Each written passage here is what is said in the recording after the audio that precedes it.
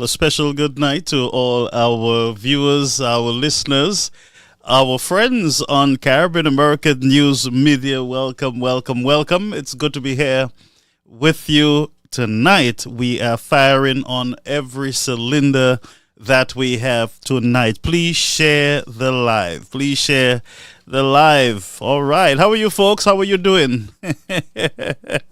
You all miss me today? Ay, ay, ay, ay, ay. Oh my God. Greetings, my friends. Please share the live as soon as you come on to the platform. Share the live, share the live. We're happy to be here with you tonight. We are firing in full HD. Full HD. We are not playing around. All right. So greetings, greetings, greetings, my people. Here's hoping that you had yourselves a beautiful and a productive day. All right, let's hoping. Yes. Well, I'm hoping that you had a beautiful day today and you're ready to spend the night with me. We're going to be here tonight. We will take your calls. I just ensure that our system is up and running. Yes, sir. Just bear with me. Let me confirm that our telephone line, it is up and it is ready to fire. Yes, sir. We are up. Yes, we are up on the line there. And let's ensure that everything is in order for the program tonight. There is no stopping us. Greetings, friends. Greetings, greetings, greetings. Hey, Malcolm from Miku. Yes, welcome, welcome, welcome. And for those of you who are from the Denry North community, I believe you would want to be on tonight. We got to touch on your situation there over in Denry North, and we will head into Denry South.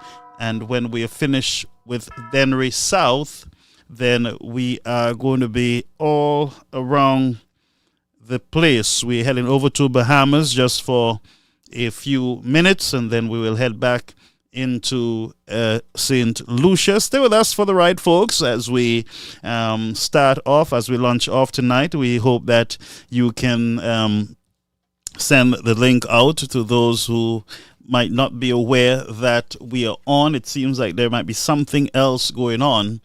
I am sensing that there is something else out there.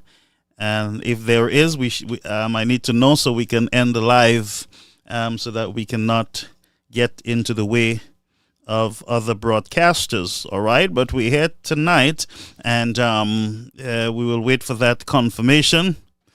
Good night, Coolie James. Coolie James, good night to you. You always want your good nights back very early in the game. You always want it back. Greetings, friends. I see KKRR is on. KKRR, hope that you had a beautiful day today, even though I'm not your friend, but the platform is open to everybody who want to jump on board. All right. So I'm just wetting the throat so that we can get ready to fire off on the platform tonight. As you can see, I have the campaign, the official campaign banner is up here on Caribbean American News Media. Yes, this is going to be your official elections watcher. And let's just go over for a minute to our sign. Y'all like it? Yes, man, we're working, we're getting things done. We're getting things set up early, 3-4 years in advance. That is funny. That is funny, but we are here. We are here, and we will be here by the grace of God as long as He give us breath. We will be having our election watch on the platform. Very funny. Some of you got excited. It's like, wait, tonight is elections. Yeah, you better make your call in that election sure. That's for sure, friends. But greetings. Lisa, how are you? Welcome to the platform.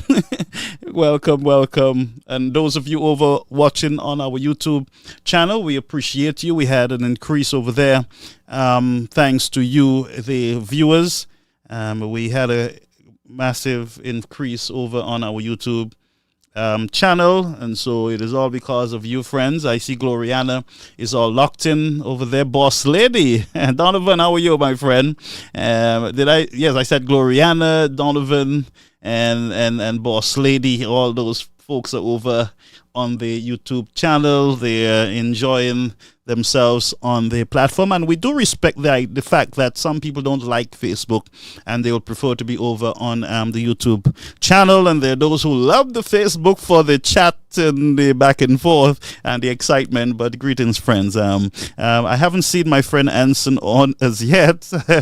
I'm sure he's watching in the background, but please come in. We want everybody to come in on our platform. Let's go over to some birthday greetings here. And my friend, my friend all the way from Toronto, Lionel Ellis. Yes, sir. I heard your daughter interviewing the Honorable Alan Chasney over there. I believe it's your daughter? It is your daughter. I believe so. But thank you for being here with us on the platform. Let's move over to Denry for our birthday greetings, and our first birthday greetings over in Denry South, my constituency, and that is Dudu Boy. He's a tailor there in Denry. He's celebrating his birthday, and we want to wish him a happy birthday. So on behalf of Caribbean American News, our viewers and our producers here, we want to say to you a special birthday greetings. Okay, Mr. Dudu Boy, that's the name that we knew. Dudu Boy. He's a long-time tailor there in Denry. All right, so we just want to give him a shout out there. Also, we also have Mr. James. We want to wish him a special birthday. That he's again in Denry South. We're wishing him a special and a happy birthday. All right. Let's hope that you had yourself a beautiful birthday celebration. And I'll tell you, his family, they are very decent citizens there in Denry. I know his father, his mom, the family, very decent people. And so I want to big up the James family there in Denry South. Let's go over back into Denry South. We have Rosanna St. Clair Paul. We're wishing her a special happy birthday there at Denry South. Happy birthday to you, Rosanna and family. Beautiful singer, beautiful family again. May God continue to bless you with many more healthful days. May his blessings be upon all those who are celebrating birthdays this month. So Rosanna Paul, actually Sinclair, marry into the Paul. Greetings to you on this, your special day. All right. And again, to all of you, our viewers who are celebrating, but you were not able to send over your greetings, or maybe your families, they're not aware of our birthday celebration on our platform. But greetings. I see.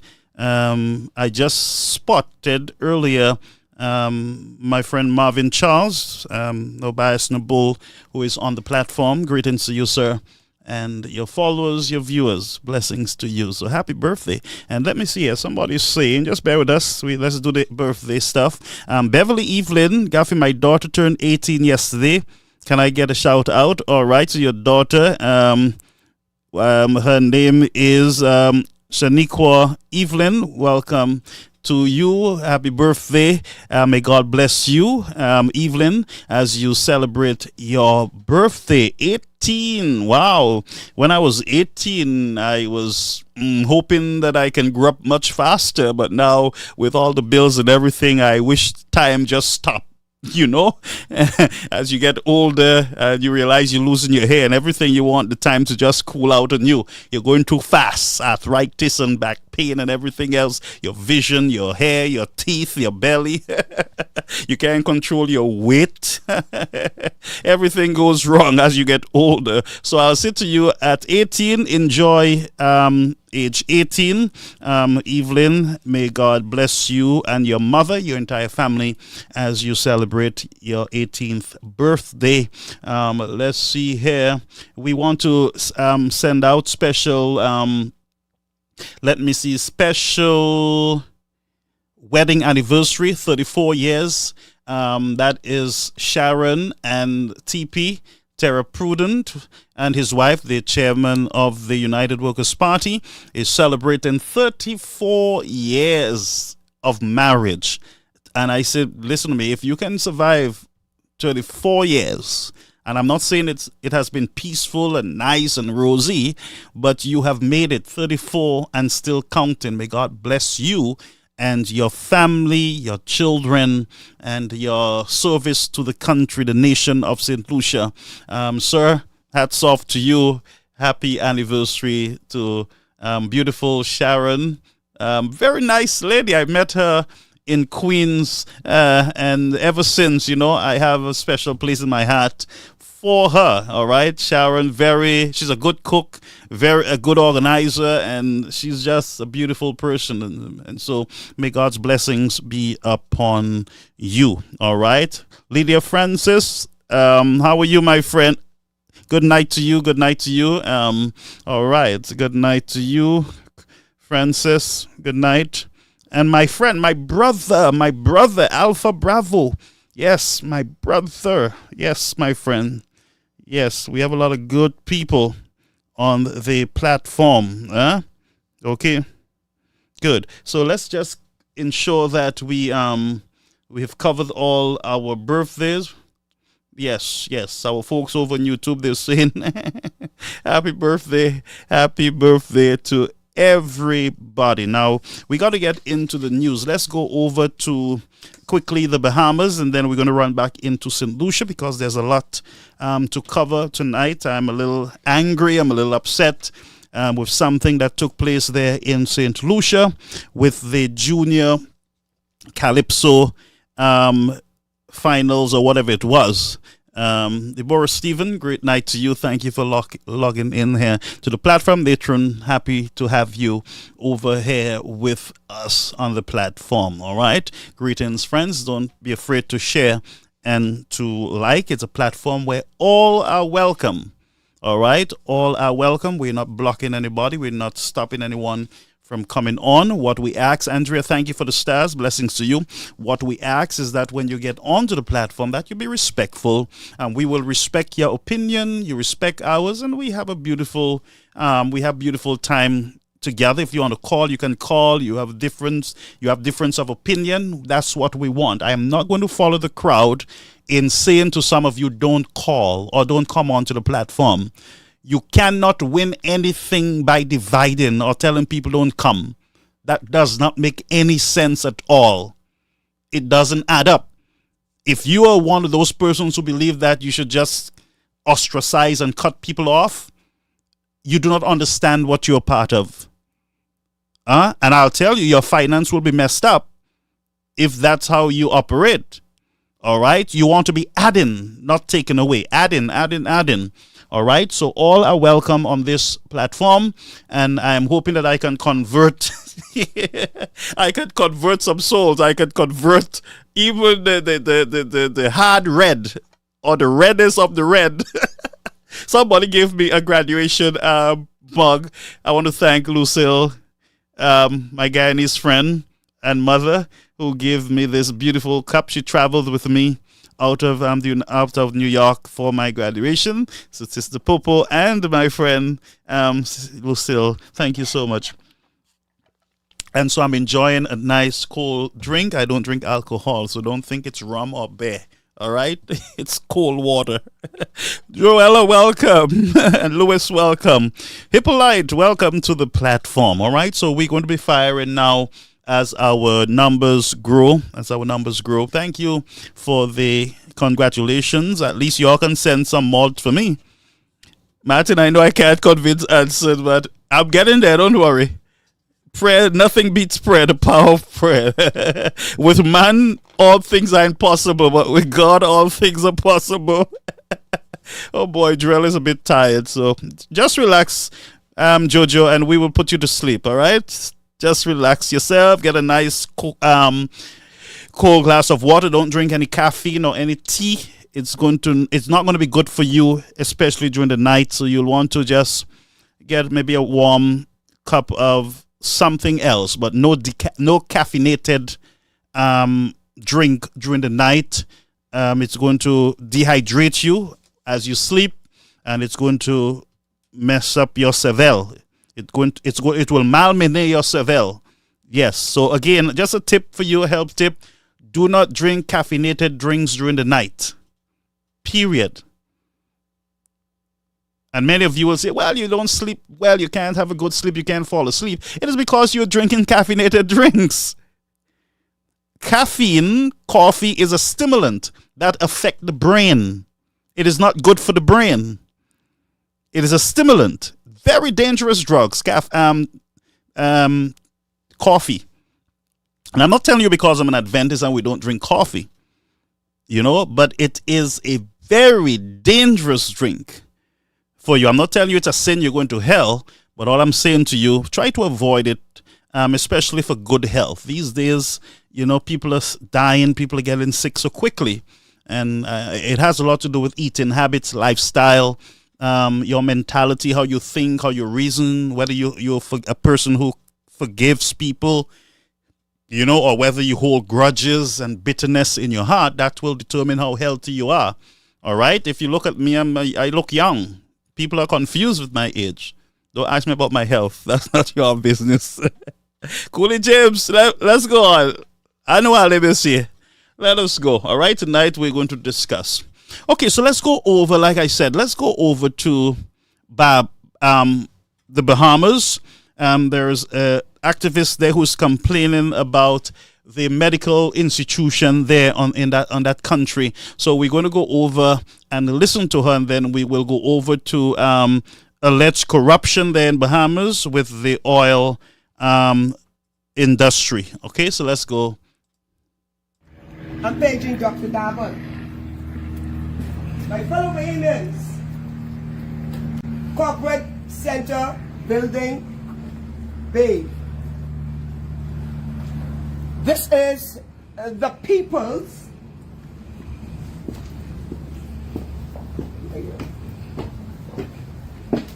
public hospital authority office building. Y'all bring these signs in the back of me. Anybody come outside this building, I want you to record them. Bahamians, you see this sign? Number 1, the Bahamas is for Bahamian first. But you see, I get this sign right here. Enough is enough in this country. Bahamians are tired. My fellow Bahamians, this afternoon, on behalf of the poor, the downtrodden, and the Bahamians that can't help themselves, and the Bahamian people who don't have proper insurance in this country. It is quite obvious to me that the New Day PLP government is not concerned about the poor people in this country. They go to the People's Parliament, put on their clothes, sit in the people's house, and they allow our hospital to go in a dilapidated state. No medicine, shortage of bed, shortage of room space in our hospital. And my fellow Bahamians, you know what is so sad this afternoon on behalf of the Bahamian people? That we have the poor crying out every day, speaking about some of the nurses and the doctors and the healthcare workers disrespecting them in the PHA. authority who is responsible for the hospital. And my fellow Bahamians, I was going in the front of the hospital, you know. But I coming for y'all again. But I decided that I am coming to the head office. I am dealing with decision makers in this country. And I want to tell Dr. Darwell, I came to you, I came to the Prime Minister, and I asked y'all, when y'all win this election, when are y'all going to start a new hospital in Nassau? You see, this is where the majority of the population live, in Nassau. Y'all are giving away the taxpayers' land. Y'all are giving away all kind of money. And you know what is so sad, Dr. Darwell and Mr. Prime Minister? Y'all allocated $60 million for consultants in this country. And babies, you know what is so shocking? The job that these consultants are doing, we have qualified public officers who could do the same job. $60 million allocated of the taxpayers' money for what? For your coonies. And you couldn't start one building to build a hospital. You all said come up to 300 million. You know how much buildings 60 million could have done? At least you could have started somewhere. I asked you all for 100-bed hospital for your poor, your downtrodden, and the people who don't have no insurance in this country. But yet you all turn a blind eye. On behalf of my people, Dr. Darwell, I am going in here to speak to your board members. See, I need them to understand something. You all are here to serve the Bahamian people. Yeah. All right, folks. So there we have an activist who, it seems to me that St. Lucia is no different from the Bahamas. Bahamas is no different from St. Lucia. They're complaining about the same issues such as the hospital health care. In Bahamas, there's shortage of supplies at the hospital, and also they are in need of hospital beds, which means that they need more hospital space on the island. And it seems to me that governments of the Caribbean, I'm not sure, Barbados is doing their best to, they're in the process of building a new hospital there in that country. Rav Gonsalves, I believe he started a hospital there in St. Vincent, but St. Vincent, Bahamas, and some of these countries are experiencing the very same issues that you St. Lucians are experiencing at your healthcare facility. Now, I heard the Prime Minister speaking of moving the Castries clinic into the Victoria Hospital and all those kind of logistics move and everything else, but the very hospital the very clinic that they're trying to move into the Victoria Hospital, there is no supplies there. So what are you moving? The nurses, the beds? What are you moving? There is nothing in the hospital to move. You have no medication. You have no supplies, no toilet paper, no hand towels. What are you moving? What are you moving? Why can't you focus as a government on getting the services that these poor families are needing in these communities? Why can't you equip those hospitals? Why can't you provide them with the necessary things, those basic necessities? We mothers, not mothers, but you have families with diabetes, high blood pressure. They're rationing those medications. A matter of fact, what I found out is that some of these medications, they are not in government possession, but they are in private institutions. So the government now is sending you, the citizens, to a private pharmacy in order to get medication that they themselves should have on hand. Why would you have a government medical system and you have no medication? No medication, and you know you have a diabetic pandemic on your hand. You have a cancer pandemic on your hand. You have a high blood pressure pandemic on your hand. You do not have the basic medication for these families. But you're talking about moving hospital. I'm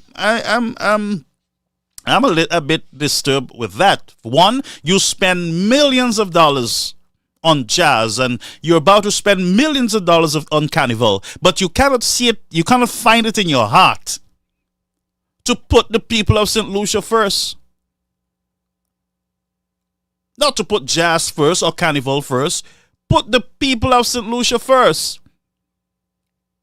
Especially the poor families. So this woman in Bahamas, she's fighting the fight. Sadly, you do not have enough persons in St. Lucia that will stand up and speak up. Everybody is protecting their bread. Everybody is afraid of victimization. I will show you that there is victimization in the country right now. People are afraid to speak up. People are being told to keep their mouth shut. Don't say nothing. The guys in Denver with the houses that was built, people are going at them, threatening them, saying that we should not have given you guys house because you let this guy in to see the inside of the building. That's not the SLP buildings. That is the government of St. Lucia's property. That's not the SLP's property. It's not their monies. So they can't say that citizens cannot go to inspect these homes, to walk in and have a look. That you give those homes to these people and you tell them who to allow to come in to these homes. Huh? That's victimization. That is heavy-handedness. That's bullying. That's not good. And here is a woman who stands up and speaks out. But many of you there in St. Lucia, you just sit down and allow everything to go, and you speak to the wrong people. You cuss off the wrong people. UWP cussing off UWP, this one and that one, and nobody's focusing on going after these bandits. People are dying daily because of lack of proper health care. Women with cancer are told to go and raise funds. Huh? How can you have a medical institution, the Ministry of Health, with shortage of supplies? And please, don't give us the nonsense about supply and demand. There is no supply chain issues in the world. Full stop. So enough of that misleading. Enough of that lie. Ain't no shortage of nothing. A matter of fact, there is a surplus of everything in the world. Because the governments of the world went into triple gear, ensuring that they don't run out of everything. And now that COVID had settled in, they have an abundance of supplies. And I'm not sure why even during COVID that we have a shortage of Band-Aid, of basic stuff, blood bags, even tissue paper. Massey have supplies and supplies of tissue paper, but the government have none. We saw shortage of sugar, shortage of this, shortage of that. But what we did not see is a shortage of money for jazz and carnival. There was no shortage there. All the supplies were on island. The rum, the cigarette, the condoms, everything was on the island. No shortage. There was no shortage of anything for jazz. The tents were there, the mics were there, the musicians were there. But healthcare, shortage. Every corner from Dennery to Castries to Viewfort, shortage. You go for a cut, there is no plaster. What is going on? Where are the voices of the people? Some of you have a lot of mouth. You keep a lot of noise in the wrong direction. You keep a lot of noise. And even though it's one person, you can go and stand up like this woman. You can stand up with a placard in front of government, in front of Prime Minister's office, in front of government offices. They are your offices. You stand there with your placard and petition your government. That's your constitutional right. But what you cannot do is to remain silent. You cannot allow yourself to be silent. You should not. Where is the movement? Everybody's waiting for one organization, the UWP, to organize a march. Organize. Why you citizens, independent citizens, don't stand up? Stand up to WASCO. Get a placard. Go at WASCO office. Go at the cable companies who are robbing you, cell phone companies, and stand up for yourself.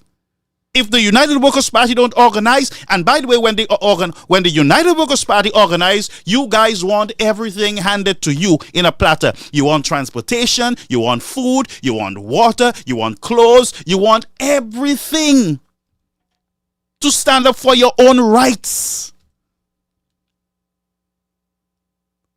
And this represents a nation that is not engaged. Period. You're not engaged.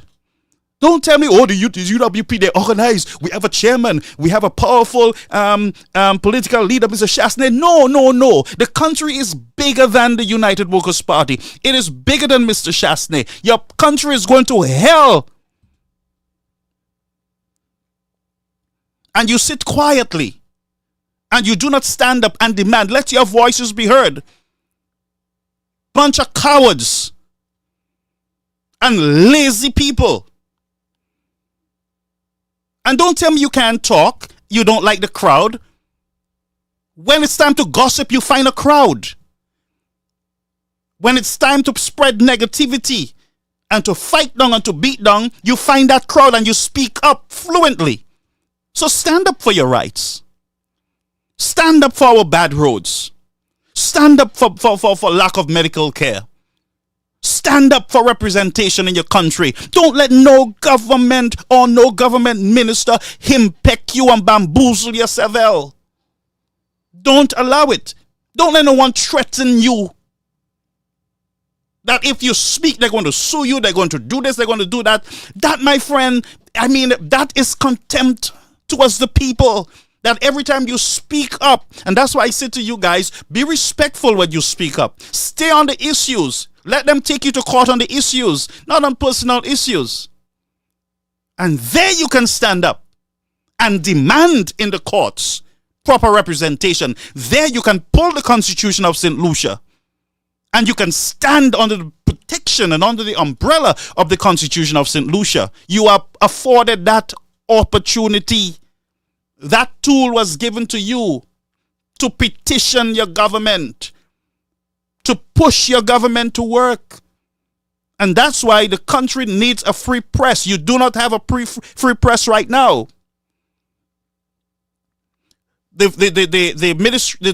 tourism sector, they are saying to the media, don't report crime. Report it how we want you to report it. And you sit there, and the press sits there with their lullabies, and they just come with some fake news or some stale news or repeat what one station just read. That's all they do. No investigative journalism. No journalist standing up, going at the passport office to find out what is going on. And they're in Chasney face with a mic.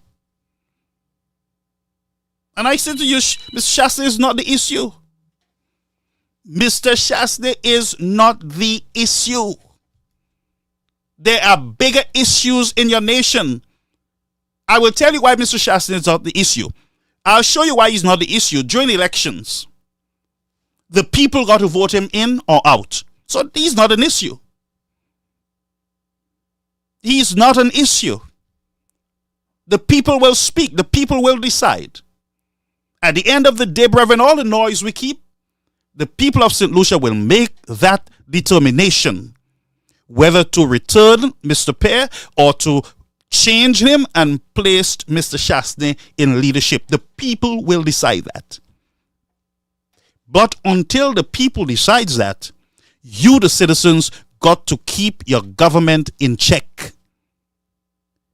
And I am sorry, I am ashamed, I am fearful for what I am seeing in our system today. I am fearful.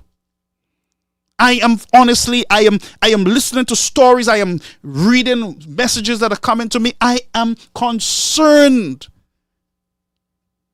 Sadly, nobody is willing to speak. Anyway, let's go over to alleged corruption. I am not sure if I should play that one yet because that one has some music and I do not want to mess up our platform. Right now we have a good standing with Facebook, and YouTube has been good to us.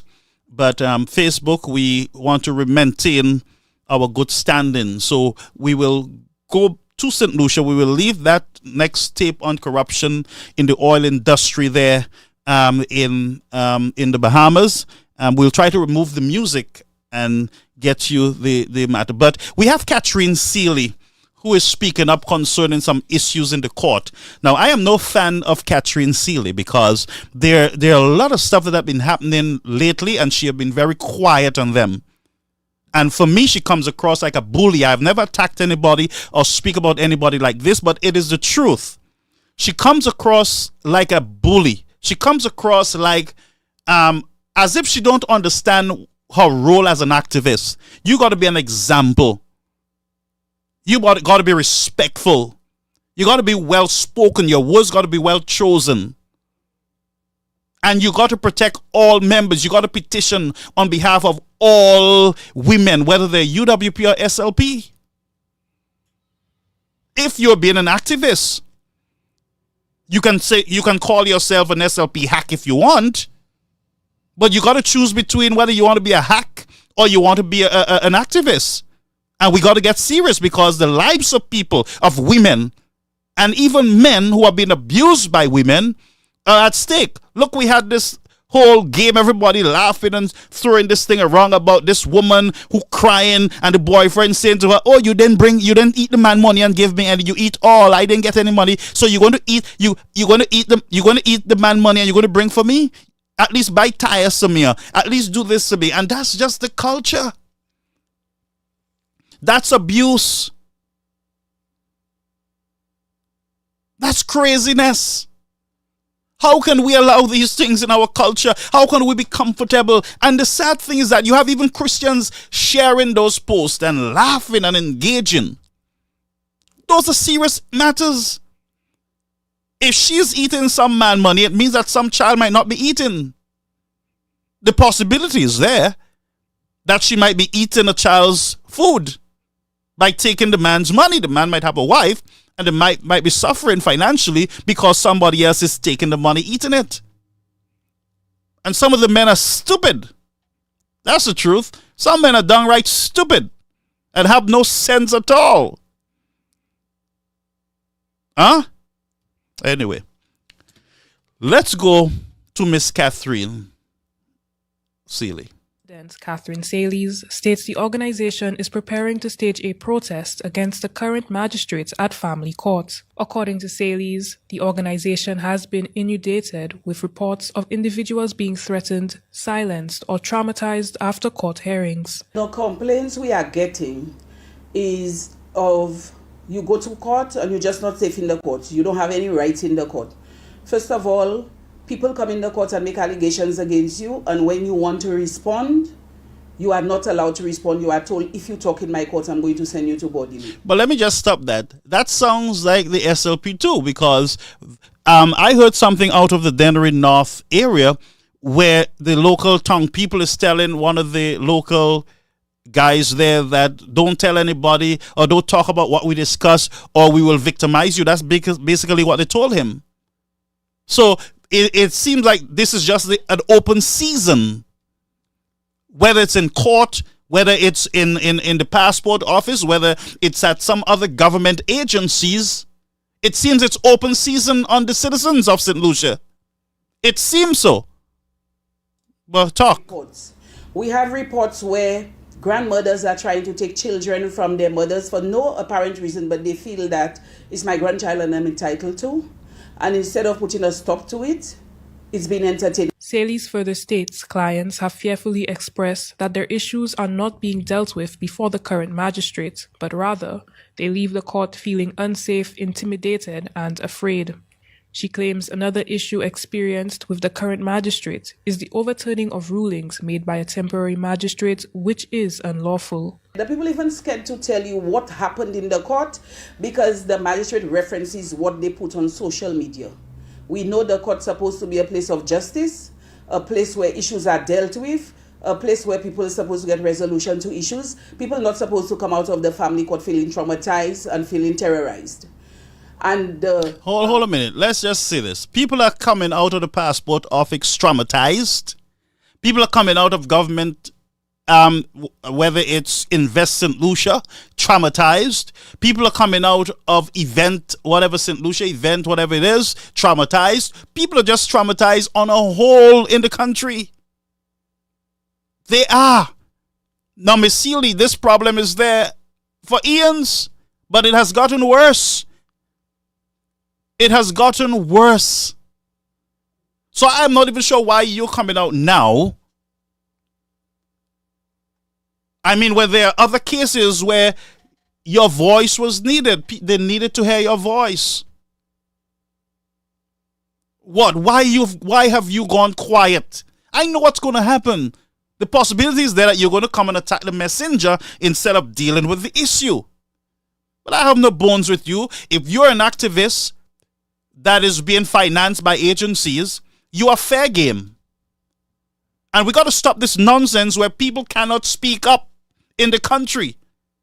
People cannot speak up about government ministers holding them accountable. People cannot stand up holding agencies and watchdogs. And I didn't call anybody a dog. Her agency is called a watchdog agency. If you cannot hold a watchdog agency accountable for their title, then something is wrong with your democracy in St. Lucia. If nobody can criticize the Prime Minister or criticize Mr. Richard Frederick or criticize the house, the social and gender minister or Miss what's her name, Poyet. If people cannot raise their voice, if people cannot stand up, something is wrong with our democracy, and we need to get watchdogs organization from the outside to deal with the issues in St. Lucia. If none of you can't be held accountable, and if you do, you get cussed off, either by NBC or by some other online blogger. You can't speak. They cuss you. They call you names. They threaten you. What has this country become? Freedom of speech should exist in our nation. And yes, with freedom of speech comes great responsibility. Freedom of speech does not give you the right to besmirch someone's character or to mess up someone's good name. Freedom of speech does not afford you that opportunity. With freedom of speech comes great responsibility on the citizens, from the citizens. So I'm not saying people should go out there and just say things that they know nothing about. I will never do it here. And I will never encourage it. If you cannot confirm what you're saying, don't put it out. Some of us like too much juicy stories. And I'm going to say it again. If you cannot confirm what someone sent to you, do not put it out, because they will send it to you. And when you put it out, they will run and leave you right there in your mess. I know the people, you know. And you know they will tell you why Mia. It's not Mia, it's you. So with freedom of speech comes great responsibility. And if we are to be activists, friends, we got to stand on the side of truth. What is right? What is the truth? Nobody can fight the truth. The truth is the truth. And I'm speaking concerning the passport office too. If there is something going on over there, thank God there's an investigation going on, that we asked for an investigation, and there is an investigation going on. The right names, the right persons, we await the police to come forward and say, look, this is what is happening. Do we trust any investigations in the country based on what we are saying? I don't know. Can we depend on the police to police themselves? I don't know. Can we depend on the government to police themselves? I really don't know. And that's why watchdog organizations are needed even more in our society. We need it more than we ever needed it. We need the voices of the people, the voices of the mothers, the voices of the fathers, the voices of the grandmother, the voices of the people.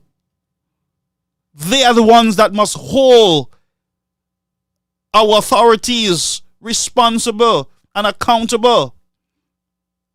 They are the ones that must do it. And those of you who are bloggers online and you have been making excuses for this government, shame on you. Those of you who have attacked the messengers, shame on you. Because the press is a little cold on the island. And people need an avenue where they can send some information. They can make a call and say, look, I went to the police station, the door was locked, and blah, blah, blah. People need somewhere, some voice, somewhere to vent. And that's why we are here. And that's why I say to you, you can call, you can send your messages, you can send all what is going on with you. Send it to us. We will be responsible with it. You can't. Anyway, let's go back and listen to what Miss Thing saying. And the threats of sending people to Bodily Correctional Facility, we are tired. Another issue, according to Saley's, is... Folks, you know what Miss Seeley just did? She exposed what is appearing to be corruption. Because if she's saying, and this is very serious, I don't know who's going to take her to court or write her lawyer letter, but based on what she's saying that there is corruption in the legal system. People are being threatened when they speak to be sent to Bodily. I don't know what that is. People are not allowed to speak up in the courts. I don't know what that is. That's not the law. That's not legal. That's not part of the legal system. If people are being threatened to be thrown into Bodily prison, then Seeley is opening a can of worms here that the legal system will have to answer to tomorrow. I don't know if you understand this, what I'm saying to you. But this is serious business. These accusations are serious, where people are being muzzled in the courts. Victims, potential victims are being muzzled. Listen to me, they're putting the fear of hell in these people, these victims. And that's why you have a lot of rapists roaming our streets, roaming in high offices in the country, because the women are afraid of the courts. They are afraid of the legal fraternity. They are afraid of the legal system. Some of them have experienced the legal system before, and they do not want to go through it, so they just keep their mouth shut. They were well raped, well abused. Broken bones, teeth knocked out. denied of money, which is a form of abuse.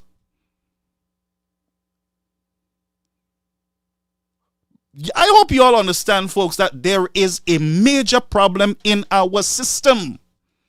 The system is not working for the people of St. Lucia. It is not a well-oiled machine. People are afraid to go to the police. Look, the lady had her son bullied. Look at what happened to that woman and her son. Pushed back and forth, all pushed to the police, pushed back to the schools, pushed back at home, pushed back to the zonal coordinator, pushed back to the Ministry of Education, pushed all over the place. People are afraid. Especially our rape and abused victims. There is no protection for women in the country. Women who have been abused by men in high society, there is no protection for them. Who is going to speak up? And I'm happy to hear Miss Seeley coming out and speak up against a crooked system. I'm very happy to hear her. But little too late for many victims. What the government did when they came, they talk about CCJ. How can the CCJ help a rape victim? A mother who's been abused, whether it's financially or physically or emotionally. How is the CCJ going to help that woman? How is she going to get to the CCJ? How is she going to get there? We are trying to fix things that are not broken in the country. We tried to fix the Millennium Highway that was not broken in the first place. There was a plan in place for the Millennium Highway. We want to fix that. There's corruption, so we want to fix it. Grosile, there's the Grosile Road. There is broken, so we got to fix it. The airport broken, we got to fix it. St. Jude's broken, we got to fix it. We're trying to fix everything that was not really broken. But yet there were things that were broken and needed urgent attention, such as our court system. I don't care whether it's the Alan Chastney administration or the Philip J administration, our court system and our hospitals should function on behalf for the people. Not on behalf, it should function for the people, for the citizens of St. Lucia. I know all the hacks going to come with their excuses and all their nonsense, political talk. Well, I mean business tonight. Because while we are speaking, there is a woman being abused. While we are speaking, there's a woman who went to court today and have purpose in her heart that she's not going to go back. Because she's afraid.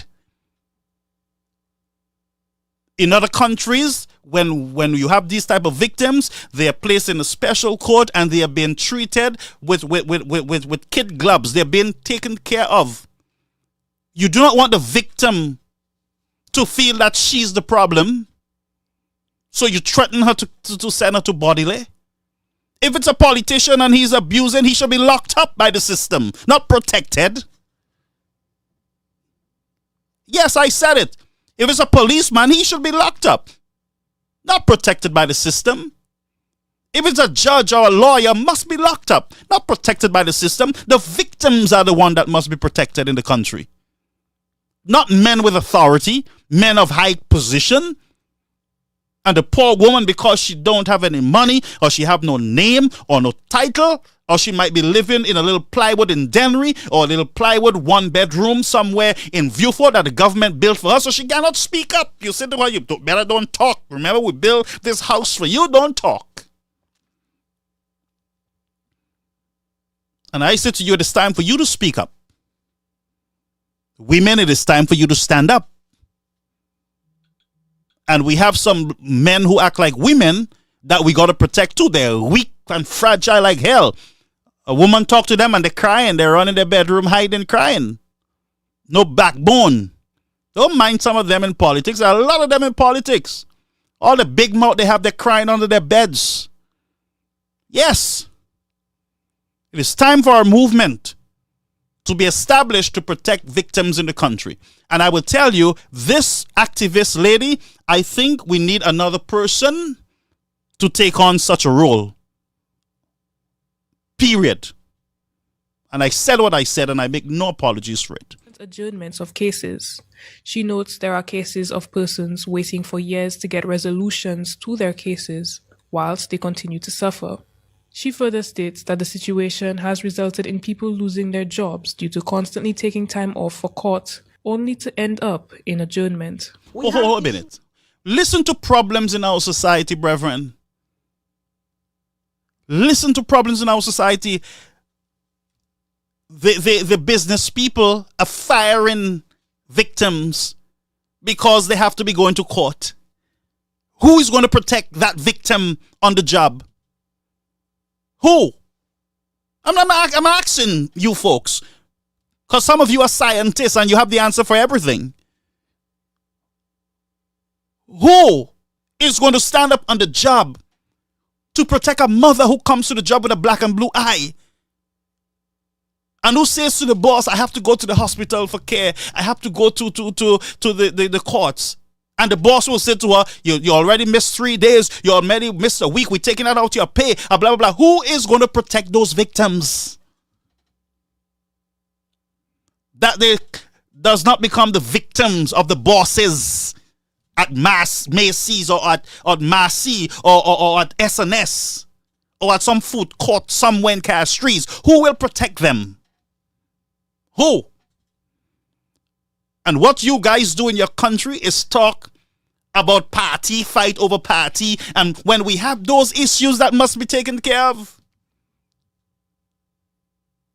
we must ask our governments to protect our women. Now, Miss Silly, they had big celebration when they won. They brought you in the house and they give you this, they give you trophy, and you greeted, and everything was done. They put on this big show where they passed some law and you celebrate it, and you said the other government did not want to do it, and there was so much stumbling blocks, and everything would be good now for women. When things have gotten worse for victims. Worse. Things have gotten worse. Women are still being abused, and the courts are still messing with those victims. Who will protect them from those bosses on the jobs? Tell me. Who? Who? Mr. Monroe? Who thank God that the SLP is their party? Who will protect the women? I'm asking a question. Who will protect them? A judge? Who? Who? If we are not outraged enough, if we are not upset enough so that we can stand up and speak up, then I don't know what else. Some of you get excited over Chasney, Volley, white man, special committee, suspension from house. Those are the major issues in your country. I'm just asking folks. Mr. Chasney Collar is going to help a victim in the court. The Labour Party spent 2 years on Mr. Chasney. And every hour they spend on Mr. Chasney, they are victims of abuse in the country. There's passport abuse. There is job abuse at town councils from Dennery South to Dennery North. Victimization.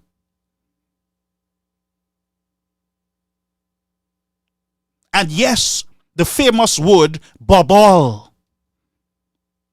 still strong and going. Bobble has just gotten roller skate and has taken off with rapid speed. When people demand accountability for lands that were sold, people are told to shut up.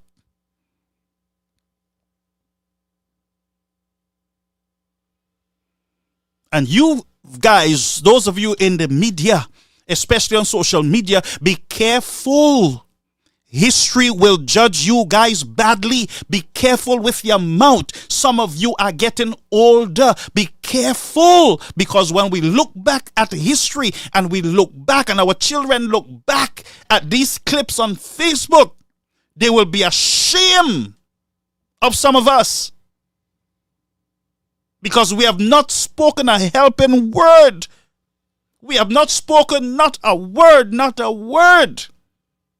to aid in nation building. But we have spoken a lot about Chastney. We have spent more time talking about Mr. Chastney than talking about the issues that are affecting our people. The food prices are still high. Gasoline still high. 100 pounds went up. Our roads are still bad. The Millennium Highway, cost overrun, trouble in Arima. Mr. King need to be changed from that position. He need to be removed, period, from that position. That's not his field. If infrastructure is responsible for the Millennium Highway, and it's right now it is going into cost overrun, the former government left everything in motion for that thing, that road. And because of your maliciousness, you stopped it, and there was no oversight. Because now you're saying that you are disappointed as if it's some other government is in power. It is your government, Mr. King, in power. Now you're saying you're disappointed and blah, blah, blah. Who are you disappointed in? The contractors? You got to be disappointed in yourself. You got to be disappointed in yourself. But no, the hacks will come, and the hacks will want to do their hackalacking all over social media. Anyway, let's finish with Miss Thing. I'm getting too excited. It sits with victims, with the perpetrators.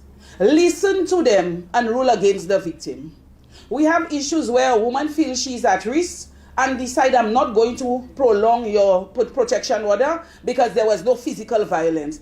The domestic violence clearly states that domestic violence is not only physical, it's emotional, it's psychological, it's talking, it's financial, it's economic, and everything else. Salis is calling on all women who have experienced injustice at the family court to fill out their form online, which can be accessed through Raise Your Voice social media platforms. Get the devil out of here. Fill out forms. Why don't you go find them if you know them? If you know all those stories that this one was dealt badly in the court, go find them. You go to them. You're the activist. You go to them. What, they come to you and fill out forms? Get out of here.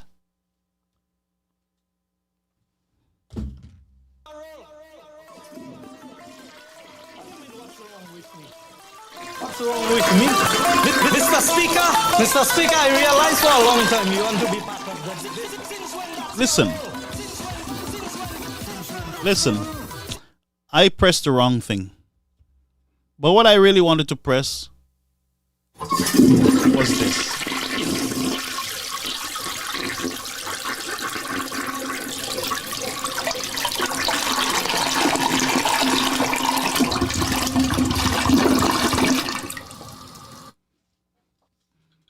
Victims will continue to be victims. And that's all I can say. So my question tonight is, who will go? Who will stand in the gap? Are our pastors in our churches going to the courts with these women? Are our pastors who are getting big salary, casting out demons, speaking in tongues,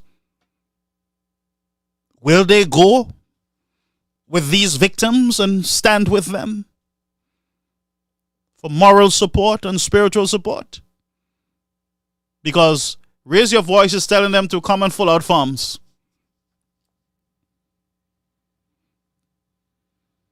Who will stand for the people? Who?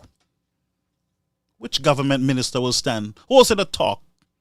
Who will say the blah blah black sheep?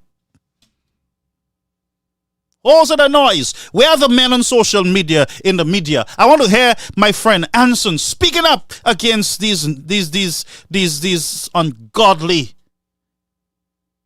actions in our society. I want to hear KKR and all the others stand up for these women. NBC, stand up for the women. Oh no, you're busy, NBC. You're busy insulting women, ain't it? And you're saying that they did me first, so I have to insult them, call them all the names in the books.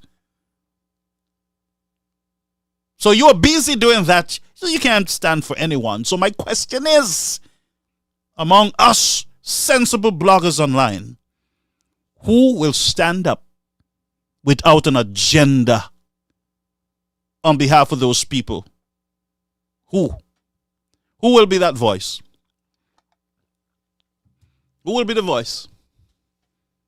Bunch of jokers. Anyway, I'm not going to play that. I'm not going to play that anymore. Brethren, I have a problem with the Calypso, the junior Calypso situation in St. Lucia last week. I have a big problem with it. And I'm going to hit the government as hard as I can. I'm going to hit it as hard as I can. Why? Because our children are victims of adults. I am not going to play. Let's go over to a clip. My clip is going to be a little mix-up. But listen carefully. And I will show you how adults hijacked the junior Calypso.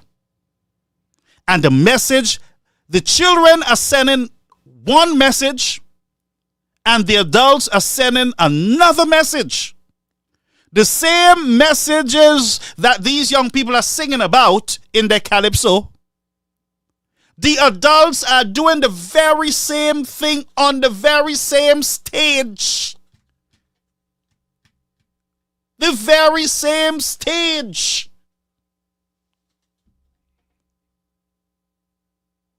Let's go. So she can go back at home with what she came here with, all right? All right? Somebody say last volley. All right. And now, in position number 3, is there anybody from the St. Mary's College? Okay. All right. Let me just get to the clip that I want. Y'all stay there. Don't move. Okay, good.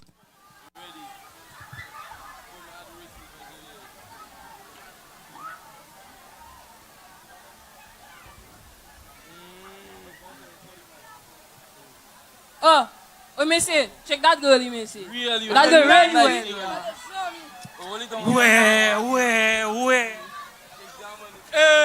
What happened to you there, boss? When does girl freak out, Oh, what she do? she take my phone, Noggy. See how I always on my phone, but she on her phone same speed. Really? Oi, just the other day, my mother beat me because I cursed in his school. And it's she I hate from. Really? Wait, doggy, imagine it. I in my room on my little meds and thing, playing my music and thing. As soon as my mother walk in, everything goes. But every Sunday is a country and western. Yeah. But Missy, hear that. You're talking about that. But you'll never see the leaders of our country, how they behaving in the parliament. And they'll say, us, as young people, we have no decorum. So, Missy, what you're basically saying is, adults and children supposed to be the same? That ain't making sense. That's not what we're saying, Gassa. But it's supposed to be setting examples for little youths like Diamond. Me? What to me? Nothing happened to you, Gassa. It's just as adults doing one thing, but they want us to do something else. Oh. Terrible example. Yeah, true. Missy, if you becoming.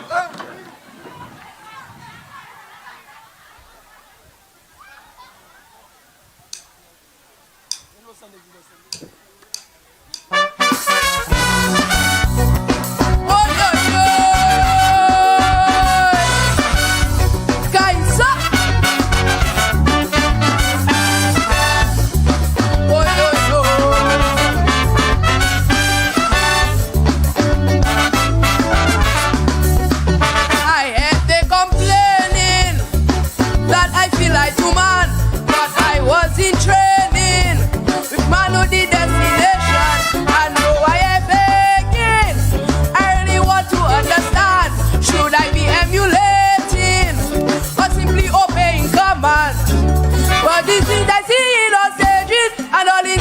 the parliament. So consistent with the messages that they claiming is their intent. Disregarding laws and procedure, disrespecting authority. They must tell me now if it's wrong to do or if it's just wrong for me. They say no, watch them do, but make sure to do what they say. Watch what they portray to you, but they say it's not that way. I'll tell you I'm of the view that many others today see it as a license to do what they could not do back in the day. Why? That's the parents tell us to do one thing, but they do it more than us. That's how they're making sense. Wah. Oh, yo. So, right there we have the young child, the young boy. He's not an adult. You know, they're doing their song and he's saying, look, these guys are telling us to do one thing, they're doing something else. They spoke of politicians in the house. You know, most of the songs that came out from the Junior Calypso thing, I'm not into Calypso. I'm just drawing a point. All right? Now stick with me. We'll develop this point.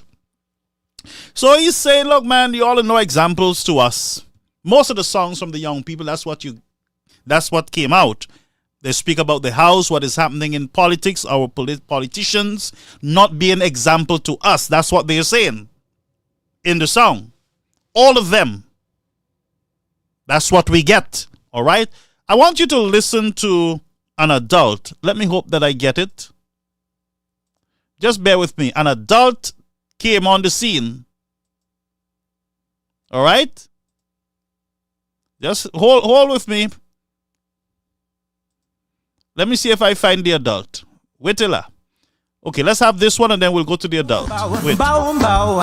Everywhere you pass, people afraid to go out. How long will it last? My sweet and dainty, beautiful country, going through hard times, is in the grief of crime. Okay, so let's go. Let's go to our adults. Bear with me. Wait till folks. I have something to show you all.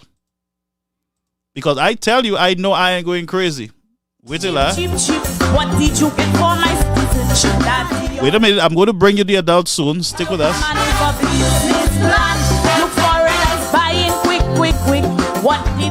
Okay, good. So bear with me. Those are the children. We come into the adults. Okay. Wait till the adult coming now. Listen to this. Same stage. Sing, say, hey. And in fact, we go in secrets for two. Say. Don't worry about your makeup, girl. I got you makeup with. So we go jump on the road together. Drink up together. Get drunk together. And make love on this. One, somebody. Two, somebody. One, two. Everybody start to jump. Say. Yes.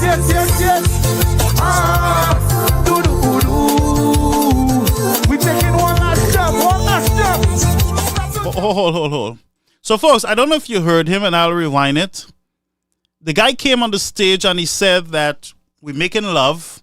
Now, this is this is the school's competition, right? School's competition. Calypso. The organizers allow an adult to come on the stage and introduce vulgarity to our children who were just complaining that the adults are no example. So he's saying in his song that we will drink booze, we will make love. I'm going to let you hear it good. Brethren, listen to me. I am telling you, our governments, our organizers are sick in their head and they are sending our children to hell in a handbasket. Who will rescue them? Who will go for them? Listen, don't tell me, I don't want no hypocrite coming here to tell me it's entertainment and it's art. There is no art and entertainment in misrepresenting and misleading our children, poisoning our generation. We should never accept that as entertainment. Never. We should make no excuse for what took place on this stage at the school's competition. Those hard back men should stay the hell off of the stage and allow the children to do their thing. I'm going to let you listen to it again. And I am upset because many of us are looking for excuses for these hard back adults that are holding our children's hand and our young boys and girls and leading them into the pits of hell and abyss. And nobody can speak because they will come for you. Nobody can stand up. Nobody. Who will stand? Which righteous will stand? Who will stand up? Which parents will stand up? Which government official will stand up? Which organizer will stand up and say to these guys, don't sing these kind of music on the same stage with our young people? Who will stand for them? All of our young people are going to hell in a handbasket, and we cheer them on.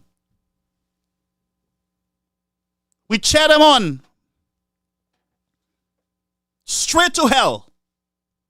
And you wonder why, what is happening in our society? What is happening with our young people?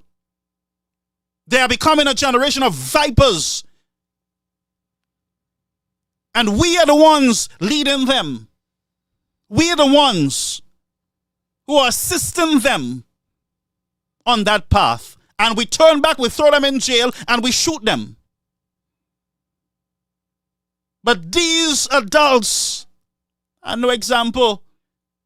I'm going to put this back again, friends. I want you to hear it. And I am calling on our administration to make a statement on this garbage, this nonsense. And this is just a sign of things to come in your country, you know. It seems like there is no turning back. Morality has gone, moral decay, spiritual decadence. Our young people, straight hell with the adults. It seems like there is no hope.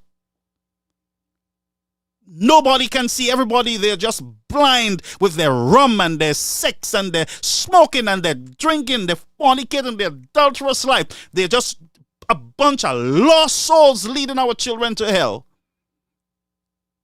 But let's go. Help me welcome one of the youngest and baddest out of St. Lucia, the one and only Shammy J.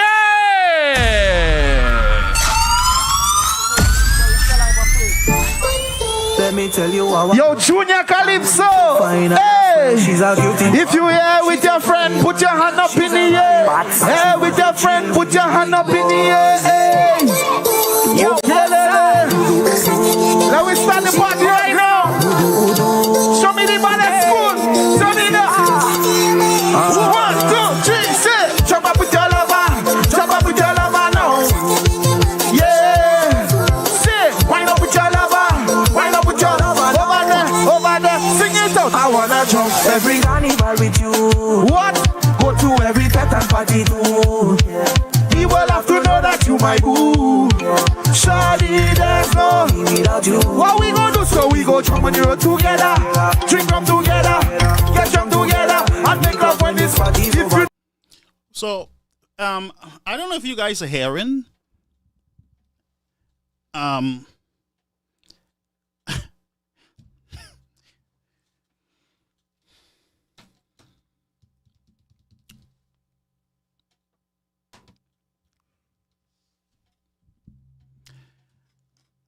I don't know.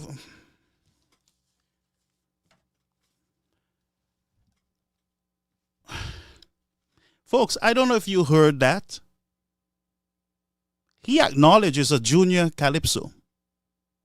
But he jumps on the stage and says to the young people, we'll drink rum together, make love together. And he tells them first, let me see those with the partners, those. We will go to every fete. What have our schools become? Where is morality in the nation?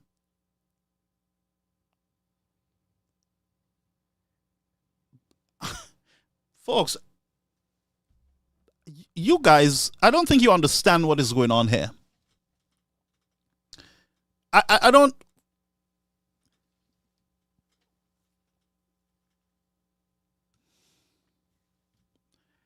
I don't think you understand, and I have a burden. I have a burden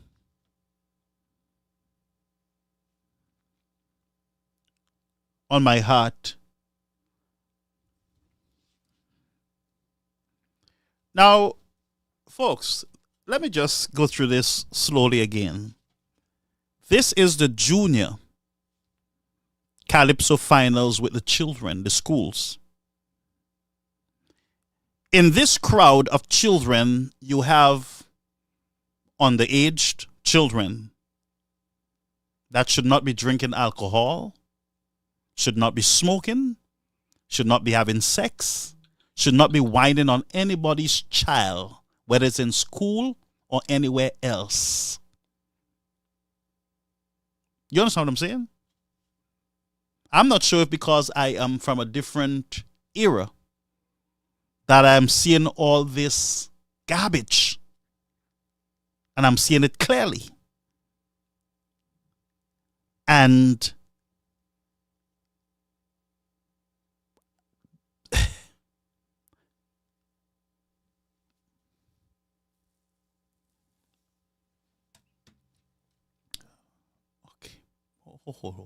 Reverend, I'm out of words, but wait a minute.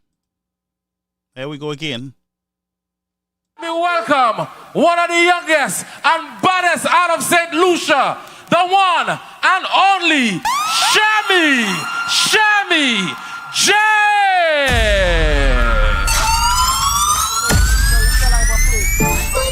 Let me tell you how. Yo, Junior Calypso. Hey, she's a cutie. If you here with your friend, put your hand up in the air. Hey, with your friend, put your hand up in the air. Hey. Yo, let me start the party right now. Show me the baddest school. Show me the 1, 2, 3, 6. Jump up with your lover. Jump up with your lover now. Yeah. Sit. So jump up with your lover. Jump up with your lover. All right. Now these are children. It's a school competition. This is happening in St. Lucia. You understand what I'm saying? In St. Lucia. It comes across as entertainment. Huh? I'm going to play it again. Listen. Wind up with your lover, over there, sing it out. I wanna jump every carnival with you. What? Go to every pet and party too. We will have to know that you my boo. Shawty, there's no me without you. What we gonna do? So we go jump on the road together, drink rum together, get drunk together, and make love when this party. If you know your school is in bad school, somebody put hand in the air. Start to wave, sing it out. Yes. We taking a jump. Everybody start to jump. Sit. Jump up with your lover now. Yeah. Sit. Right up with your lover. Let me see if you're ready for the song. Look. Sing. Sit. Hey. Any fact we go easy gets for two. Sit. Don't worry about your makeup, girl. I got you makeup with. So we go jump on the road together, drink up together, get drunk together, and make love on this. 1, somebody. 2, somebody. Wow. Wow.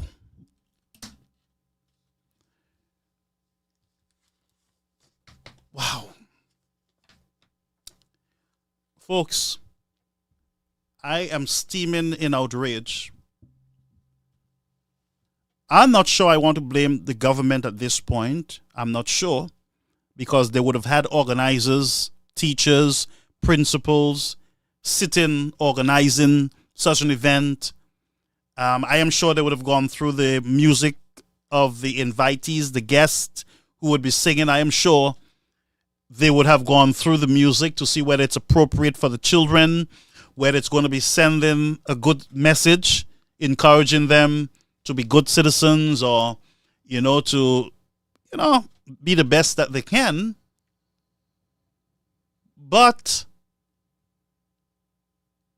wine on your lover, make love, drink rum.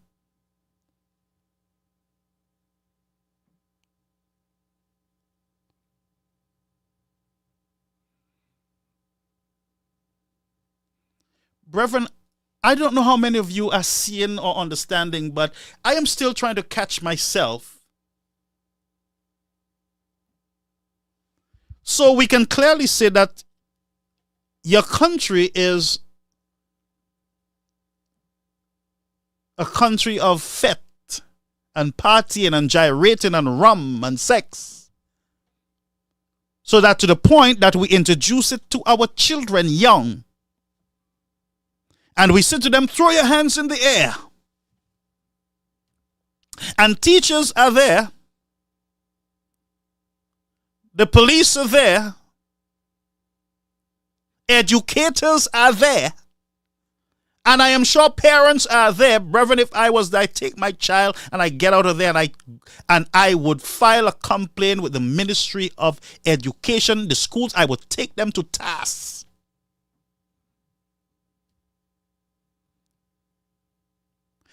I want to know whether this is normal or moral. Is this acceptable in our society? And what we saw, if somebody want to talk about politics, let's go over there. What we saw in the House is a government minister uses the F word. A speaker pretends like he did not hear. Government ministers pretend like they do not hear. And I suspect tonight a lot of people are sitting pretending like they're not hearing what they're hearing. Brethren, this is cause for outrage.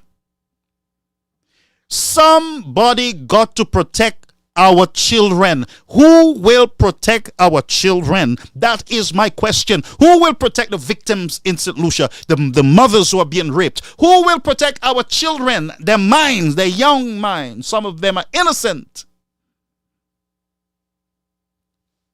And the mind is a very dangerous thing to play with. You educators and psychologists know what I'm talking about. We know that music is used to introduce sexual activities, violence, and lifestyles that are not really good for our children. We know that music is being used to introduce certain lifestyle to our children. And we who were brought up in a Christian environment, we understand the idea of guarding your eyes, your nose, and your ears, and your mouth. In other words, we are asked to guard the avenues of our soul, the mind, guard it, what they see, what they hear. But here, right in the school, in a school activity, our children are being introduced to sexual stuff, alcohol.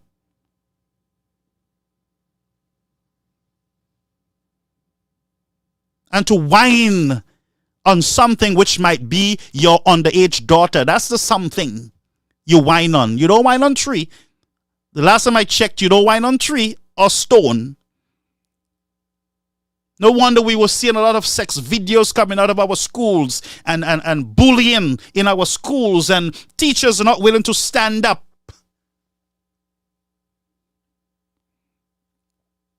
We are officially in a corrupt society. We are officially in a dangerous society. And my child would have gone through therapy right away.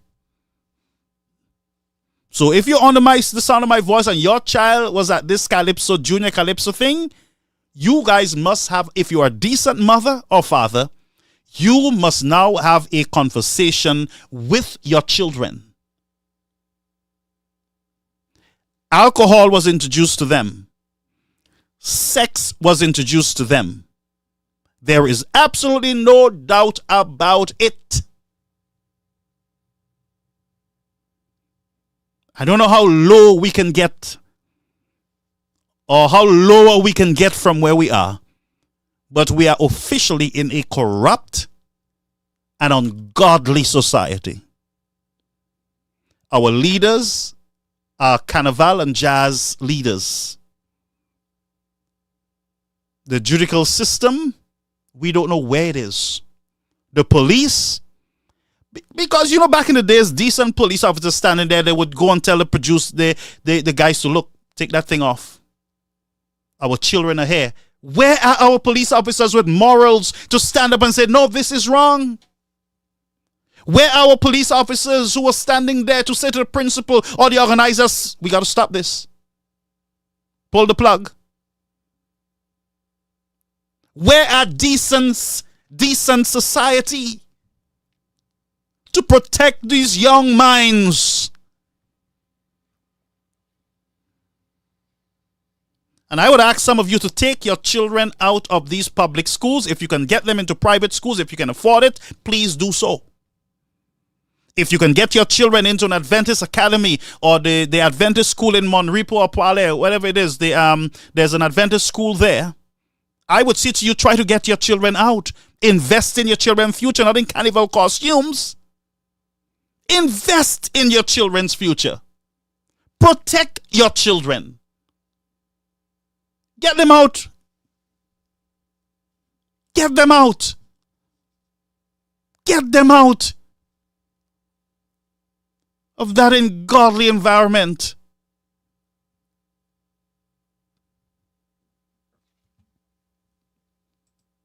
Everybody start to jump, see? Yes, yes, yes, yes. Do do do.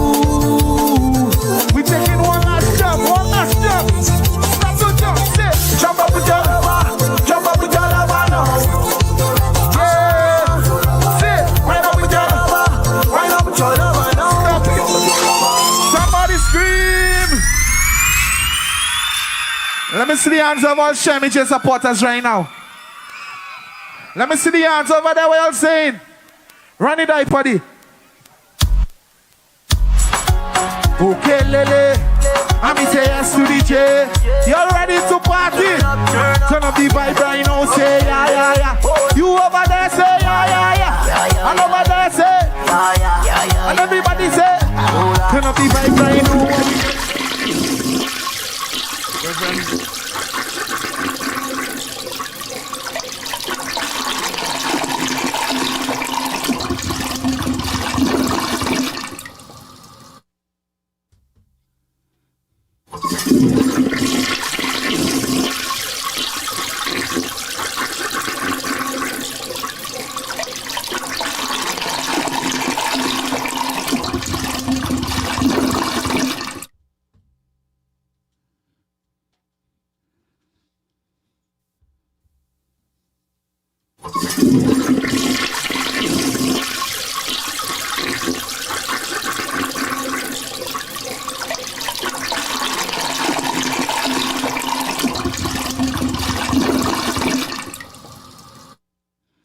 Honestly, when people fini glow more I say because I have to finish my water on that because preference. And you saw the teachers, the organizers walking behind him, bringing the trophies. It's normal behavior. Where are our teachers? Where are our teachers?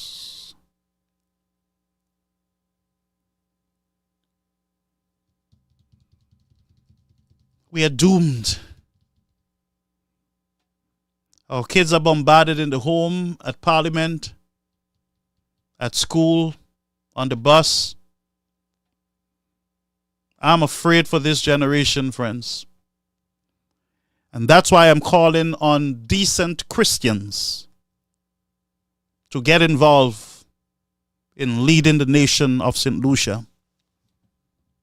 I have always said that righteousness exalts your nation and sin brings destruction to it. Someone earlier said you are a Christian, you are a pastor, and you're in politics. Here is the reason why I'm in it, and you might be a little ignorant, so I can understand you.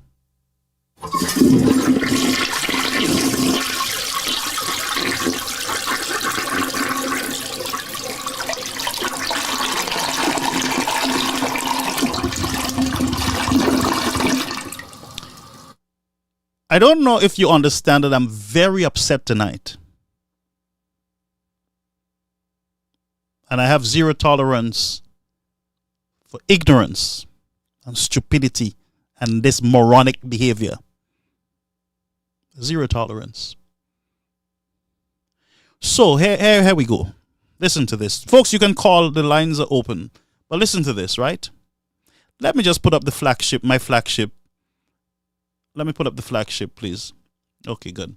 Listen, folks.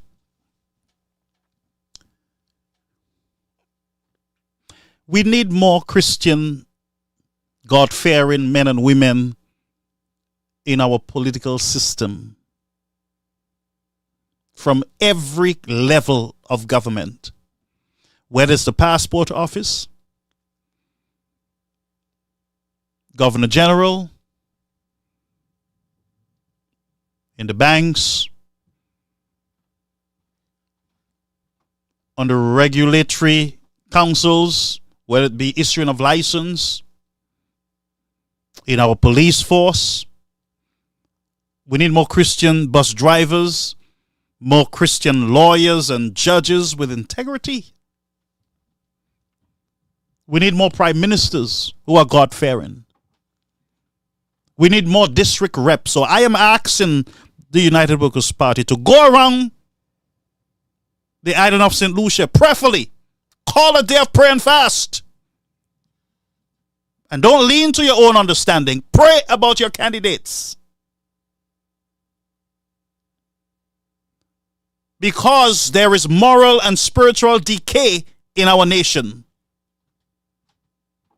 Let every man call on his God and pray for godly representatives in each of these communities. And when I say godly, not politicians that go sleep with all the women in the community and say he's Christian in the house. That's what I'm talking about. Because half of those politicians are sleeping around. Yes? Who are disowning babies that they have outside of wedlock. Who are sleeping, who are going on motorcars having sex under trees on hills, by the sea in their vehicles while their wives are at home. No wonder our nation is the way it is. There is no morality in the system.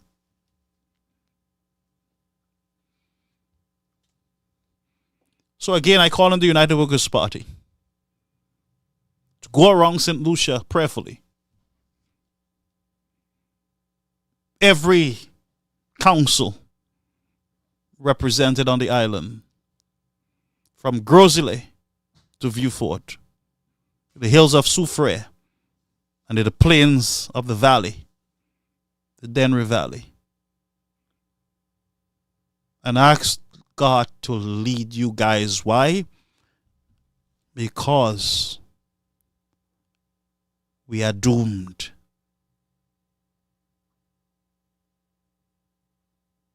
We are doomed.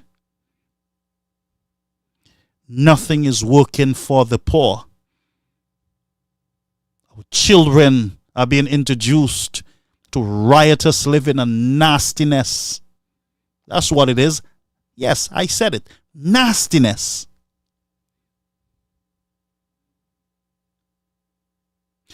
And it says a lot because, again, if the organizers are sound in their head, then they would say to that guy, stop. From the time he opened his mouth, stop. We didn't know you were going to sing that song. We take the excuse that you did not know. But you had the opportunity to stop it. Huh? Huh? You have the opportunity to stop it. Stop the nastiness, the vulgarity.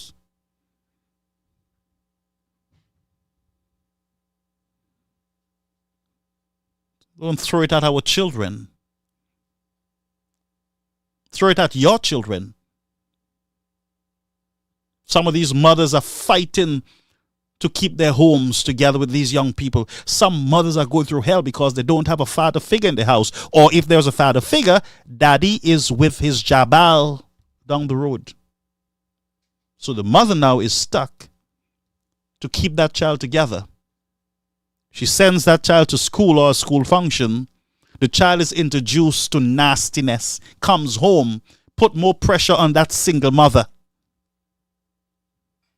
And you're telling me that we're not at a critical breaking point in the history of your nation?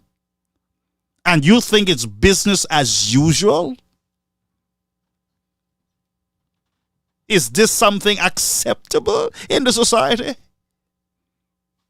Some idiot came telling me something, reminding me who I am. I'm not sure what have I said that does not represent or reflect morality or the truth. I don't know what this person is saying, because you see, there lies our problem. People like that individual. That's the problem in our society. That's our problem in our society. And they're the ones who select leaders in your society. We are the problem. Folks, I'm getting a migraine, but I'm going to open the line. Folks, call me. Let's share your outrage with me. How do you feel about this situation? I really want to know. And I'm going to open the lines. I'm going to open this line. Yes, it is open right now. Folks, the lines are open. You can call. Let me go through some of your comments. In the meantime, I'm really disappointed. And I'm going to deliberately put up my new campaign slogan. Where is it? Ibagala disappear. We paricall. Witila, monsieur. Ikobagala. See? Yes. Yes. Yes, my friends.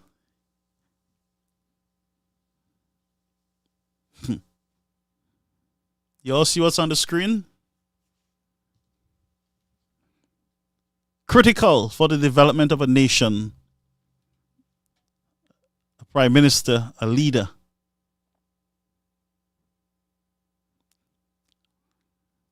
And you know what? You, the people, got to decide. But in your decision, some people say you have to choose the lesser of two evils. No. Don't choose evil at all. Choose good. You have a decision to make.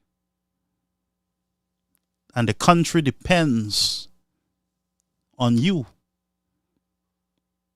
So don't be moronic.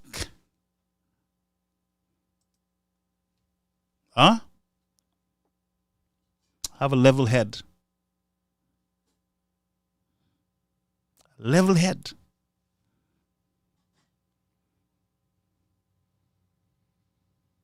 Stay focused. Stay focused. And just to stray a little, you saw what is happening with the Millennium Highway. Do you know what's the problem there? You know what is happening in the Denver Valley? With the carnival issue over there? Governments are so thirsty to take. And I'm saying, I'm not into carnival. I've never supported any carnival in my life. But what I'm saying, right? You have an event where for the past few years, you have a group of young people who have been manning it. They have been been successful in having their events. And here you come just bullying your way to fix something that is not broken again. To fix something that is not broken. And what you do? You run like a bulldozer through those kids, those young people. Then run off. You bulldoze your way through them. And that's okay. That's okay. They have been doing it all the time. Nothing is wrong with it. What you can say to them is at least let somebody from the council sit with you all so, we can have some synergy. Let there's a person from the representative from the government sit with you guys to ensure, that all is well. We'll finance you guys. We'll give you all the support. But what we're hearing didn't sound good. Victimization and the bullying and the nastiness in the different town councils. Workers that are being sent home. And we got to treat that as normal. A 2.5% tax that is coming in your skin. A hospital with no financing at St. Jude's.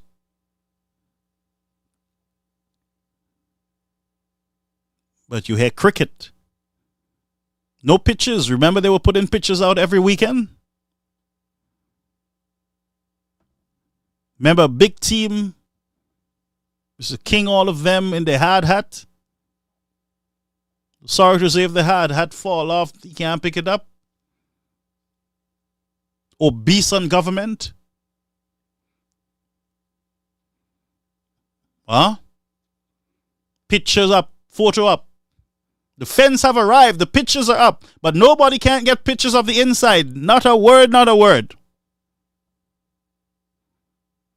When last have you seen a picture of the inside of the St. Jude Hospital that is being constructed?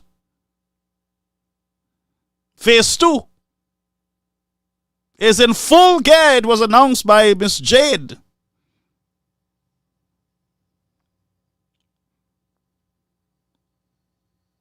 But as you know, the Hakalaks will come and they will try to score some points. The any point, the half your sense.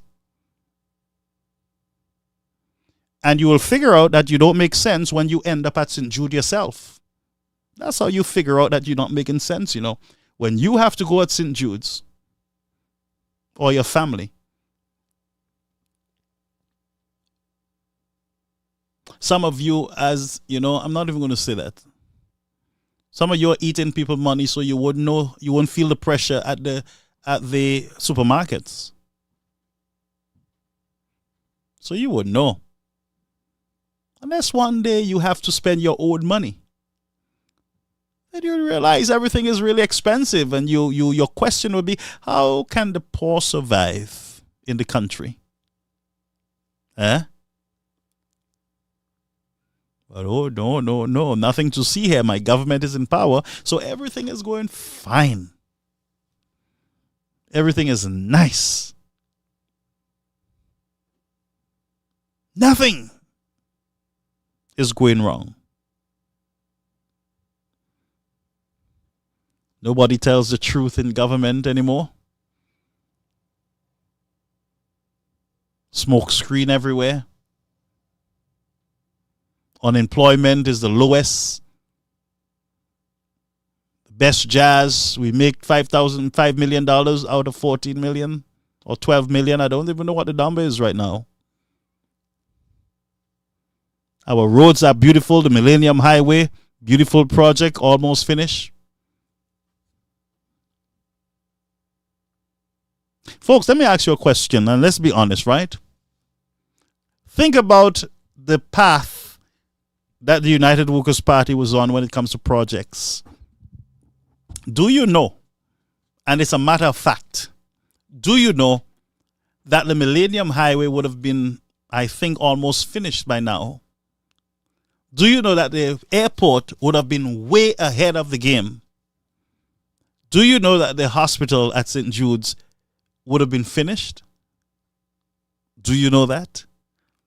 Do you know that majority of your major roadways, the arteries too, smaller arteries, would have been completed? Do you know that? Do you know that your gas price would have been down? Do you know that? Do you know that work on the berthing ship, the berthing place there, the wharf in Vieux-Fort would have been almost on the way? Do you know that? Do you know that? Let's talk. You know what happened? The corruption talk that you guys like. Some of you can't spell corruption, but you like it. You like the word corruption, corruption, corruption. When some of you are corrupt yourself. Yes, I said it. Some of you are very corrupt yourself. And I'll tell you, eating man money is corruption too. Yes. A lot of corruption in the society. But do you know that you would have been way ahead of the game right now when it comes to infrastructure development? Look at what is happening with the Daya Mall. The same mall that they built property that they said was a bad deal and they went crazy over it. They went out of their way to paint the deal as a bad deal. Not a word, not a word, not a word. You know why? Almost finished. They got to go and cut the ribbons. Huh? You got fooled? Nah, man, you ain't get fooled. You wasn't minding your business. That's what happened to you. Not a word on that, right? Huh? Not a word on Cabot. Nothing, right? No investigations, nothing. Everything is good. Nothing to see here. We were just talking. We didn't mean what we said earlier. Not a word, ain't it? The hospital during Shastney's time. Give us the hospital. The corruption at the hospital. Corruption, where's the hospital?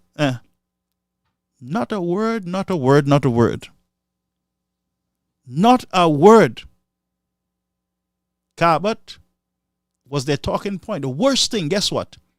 All of them on the boards, some of them being offered board positions, all kind of nastiness. Not a word, not a word. Eating and drinking Cabot food. And I heard from a little birdie that a lot of SLP are working, a lot of SLP supporters. And some others are working there at Cabot. National Trust, I'm not hearing from them. I don't know if they find any dead bones up there again. Nothing to see here.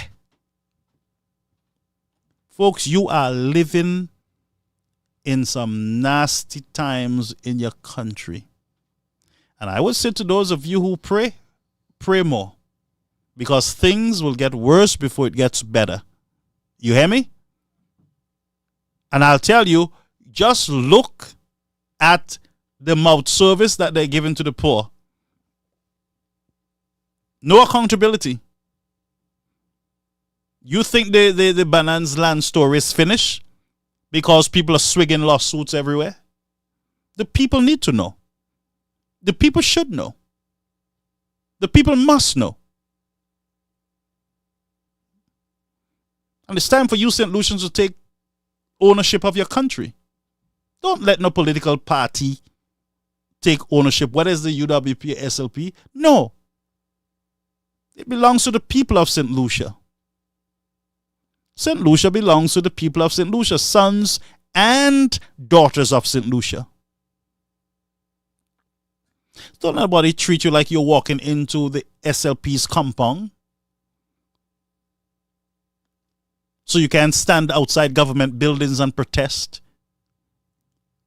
You have to ask the SLP if you can protest, because that's what I heard in the House. Basically, we allow them. How did you allow them? Who gave you the right to allow them? The people allow you in their house. How dare you? How dare you, out of place, out of order? The people are having their march and you are saying you allow them.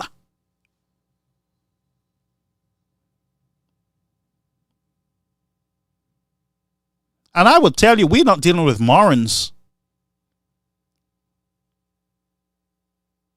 How can you allow them? If that's the statement that you guys are making, it means that you guys are allowing Sky FM not to get a license too. Because you're all powerful, so you allow them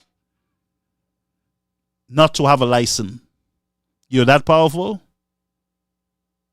Well, watch this space. I will show you how the Lord will bring you down to your knees.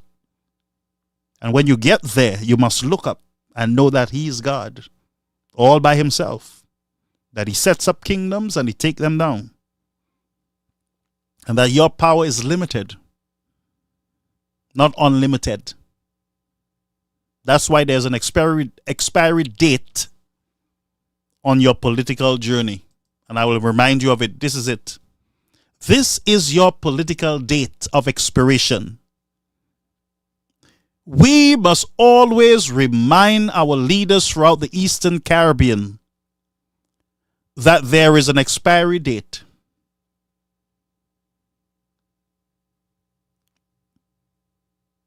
And there is nothing you can do to get away from this expiry date.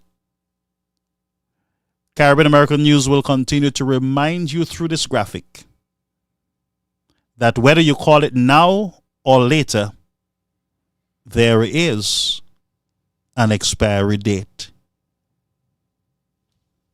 Be warned. That's only the truth. So how long can you hold back a license from an institution? How long can you hold back the license from Sky FM? How long can you play? How long can you play with that license? Not for long. What you're doing is that you're giving Sky FM enough time to gather all the equipments and their finance and everything else to be bigger and better. Because a table will be spread in the presence of their enemies. Just like a table was spread in the presence of Mr. Alan Shastney. And everything that he touches in the United Workers' Party, it is flourishing. It is not him doing it, you know. I'll remind you, it is not him. It is because of your mindset that a table is deliberately being placed before him. And everything he touches going forward, every activity, every court case he touches, he will be successful. Every event, he's going to be successful. Because you are ruling with unrighteousness. And the poor is not getting the representation that they need or deserve. Hospitals are the best. Roads. By the way, Mr. King, I just wanted to ask you. Mr. King, I want to ask you something. Then we will read comments. I want to ask you something, Mr. King. How do you feel about the Millennium Highway? I didn't hear properly. Did you say you are disgusted? You are what you said? You are disappointed? Who are you disappointed in again? Yourself? The buck stop with who? Infrastructure? This is, Beverly, y'all know, some of you are very slow, I'll tell you, because y'all don't realize that these guys, King is being exposed by the Millennium Highway project. Y'all don't realize that? If King could have pointed his finger at Mr. Shastin and say, is his fault, is he and Guy, he would have done it right now. He has no lifeline. The man have no lifeline. There is no person he can point to. If he tries to point on the construction company, then we the people will point at him because he is the manager. He's responsible. The buck stops with him. So how come the manager is saying to us who hire him that he's disappointed in the project? Were there no oversight? After a month, did you not see that nothing was going on? After 2 weeks, you did not see nothing was going on? After a year, you did not see nothing was going on? What kind of leadership? Brethren, this exposes the St. Jude's Hospital project to under these fellas. It's a reflection. The Millennium Highway is also a reflection on the St. Jude's Hospital. Are you listening to me? You're listening to me?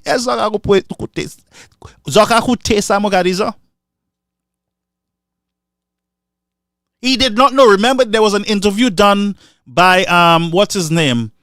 Untold Story, and he could not have answered some of the questions. Kenny too. Under the United Workers' Party, under Mr. Chasney and Guy, they were able to answer every question that was asked to them on that project.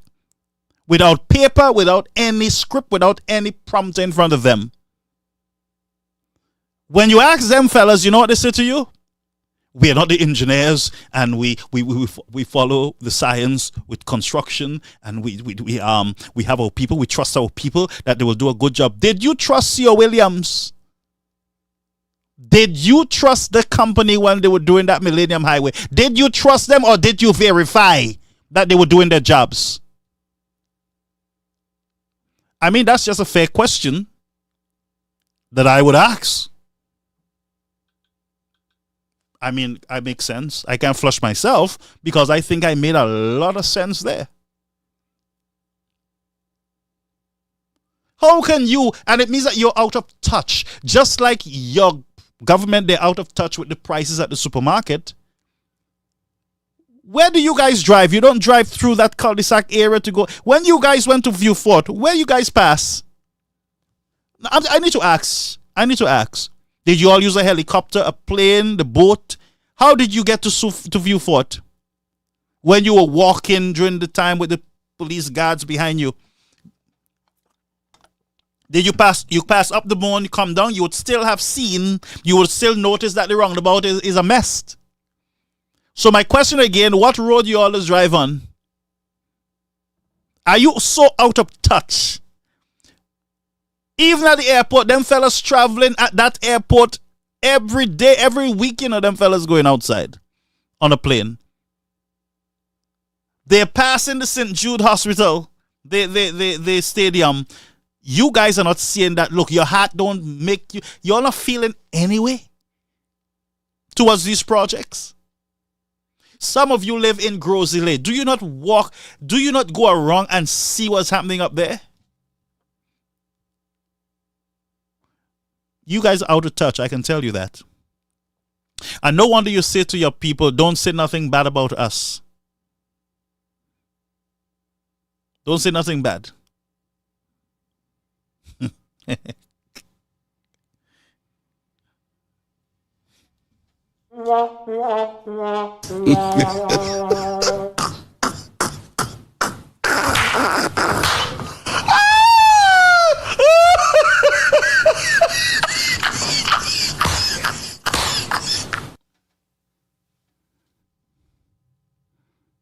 Laughable. But people are suffering. Huh? People are suffering. So, folks, I am exhausted. I'm going to read through this state. Let's read through some comments and then we'll go. I don't know if the phone lines are working. I don't think so. And it's 10 o'clock. I need some of you to go to bed early. All right? So let's go through the statements. Let me just go a little back, a little up. Yeah, let's go through here. All right, Rachel Smith. They like to come for Garfield. The man can talk about social issues and the injustices that are taking place in St. Lucia. You come in and say, past then politics, shameless people, chups then. Rachel, you're so right, my friend. And by the way, congratulations to you and your son, Rachel. All right? Isidore, tell me about it. Yes. I'm just driving through. Miss Joseph, when we have people protecting polygamy under their very nose and all over social media,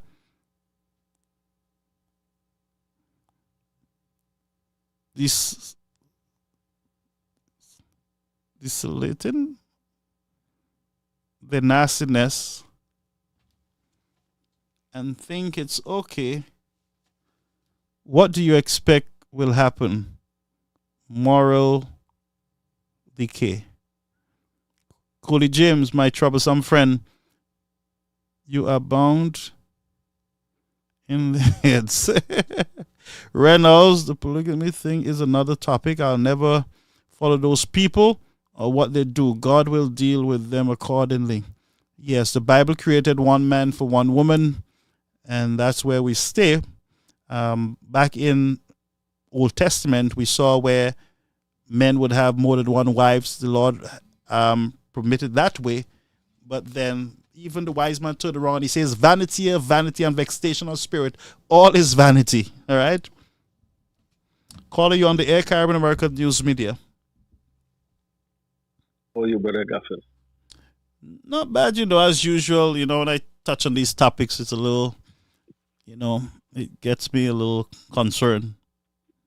Yes, I am glad you actually touched on that, because you see, the same people that are complaining about the behaviors of the children are the very same people that are cheering on, maybe watching on the TVs, or even the parents, the teachers.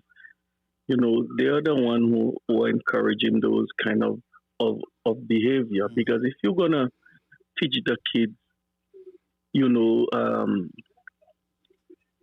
to do certain things at a young age, what do you expect them to do when they actually get to the age where they can do these things?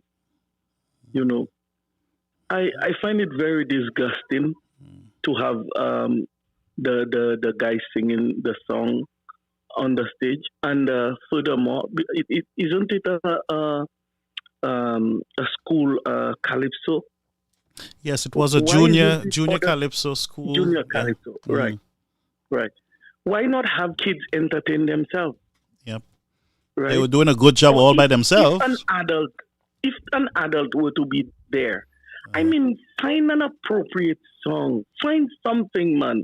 Like, what are we becoming? But, and Brother Gaffel, the other thing I really want to touch on, talk to me, because there are so many important issues right now in the country that one cannot even keep up. Yep. I listened to Miss Poyot about that passport issue. Oh, she made a statement on it? Yeah, she was on the news and she said something to the sense that if someone is trying to make a business or to some of that sort. I don't want to, but she was kind of going that way. I'm just paraphrasing what she's saying, what she said. But she's saying basically it's like she's not saying it is wrong, but she's not saying it's not wrong. She's basically saying like it's a business the person is doing. Like she's saying, talking basically in the defense of the briefcase. But I am not here to go against what she said or what the young lady that owned the business said either. What I'm here to know is who is in charge of selling passports to St. Lucian citizens? Who's the agent of selling passports to St. Lucian citizens? Isn't it the government? Government, yes. Through the immigration. All right. Yeah. Now, have we any such agencies other than the government issuing passports to people? No. There's no Not- other. not There that is we no know of. other agency in government or out of government apart from the Government. immigration that can issue passport. Okay. Or passports. Now, the argument I'm trying to make there, Mhm. Brother Gaffel, is so one can understand. So if the government is the only agent to give passports, why do we need a secondary person picking up passports, which is a sensitive document, picking up 5, 10, 20, I don't know what the number is, and trying to get it for the people? From whom is she trying to get it from? Who is she getting it from? She's getting it apparently from the government. But Gaffel, that's the same thing I'm saying. Who's giving the passport? That's why I asked the question in the first place. If she can take 10, 15, 20 passports and get it from the government, why is it people cannot get their passports?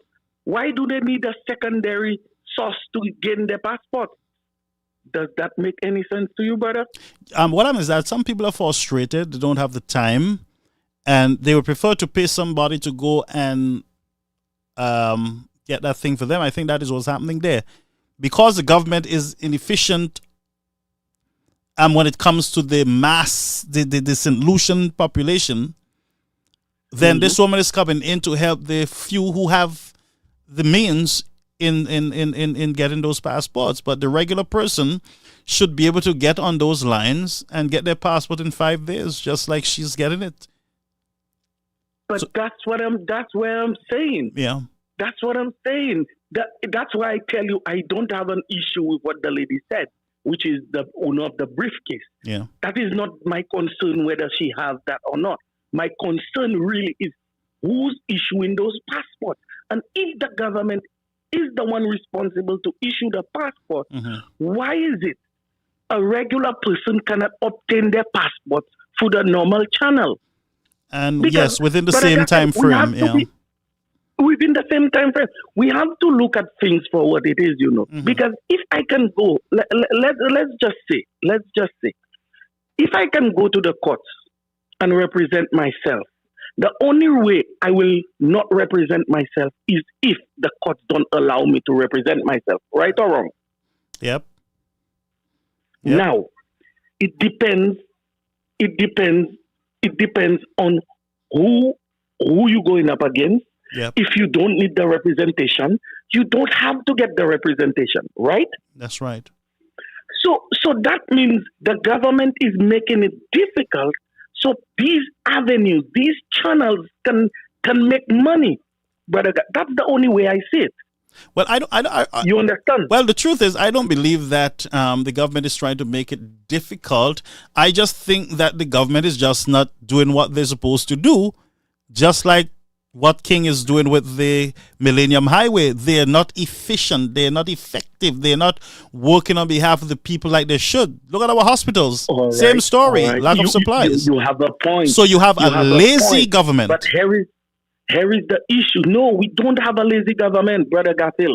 You probably haven't understood the assignment. There is an assignment there. You understand? What is happening there?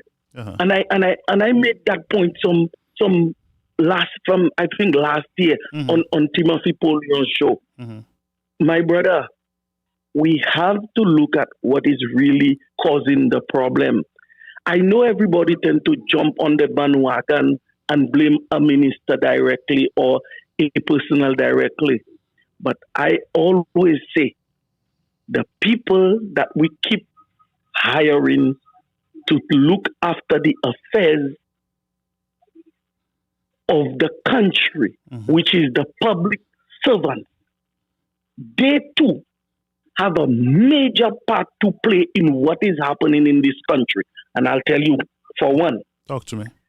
We already on the passport issue. Let's stay with the passport issue. You mean to tell me whoever is in charge, and I know there is a minister there, but forget about the minister. Let's eradicate the minister for one. Let's look at who is in charge of making sure that every aspect of that passport department runs smoothly. In every business, you have a CEO, a COO, a manager, a vice president, or whatever. Yeah. You name it. And everyone has a role to play, a part to play in whatever a role of the company, right? Mm-hmm. It's the same. It's supposed to be the same when it comes to government. And civil servants have a very strong role, especially in keeping those structures in place. Yep. And I'm telling you, I know some people may not like my choice of word, but we have a lot of incompetent people working for us in those areas, my brother. Yeah. Yeah, no doubt about it. Because you telling us we don't have problem solvers? Huh? What is it? What is it that it will take? You need a minister to move you to another building? Huh? So why do we have the immigration department? The immigration department doesn't have a manager. So why are all these titles, all these fellas getting paid thousands of dollars to do what, my brother?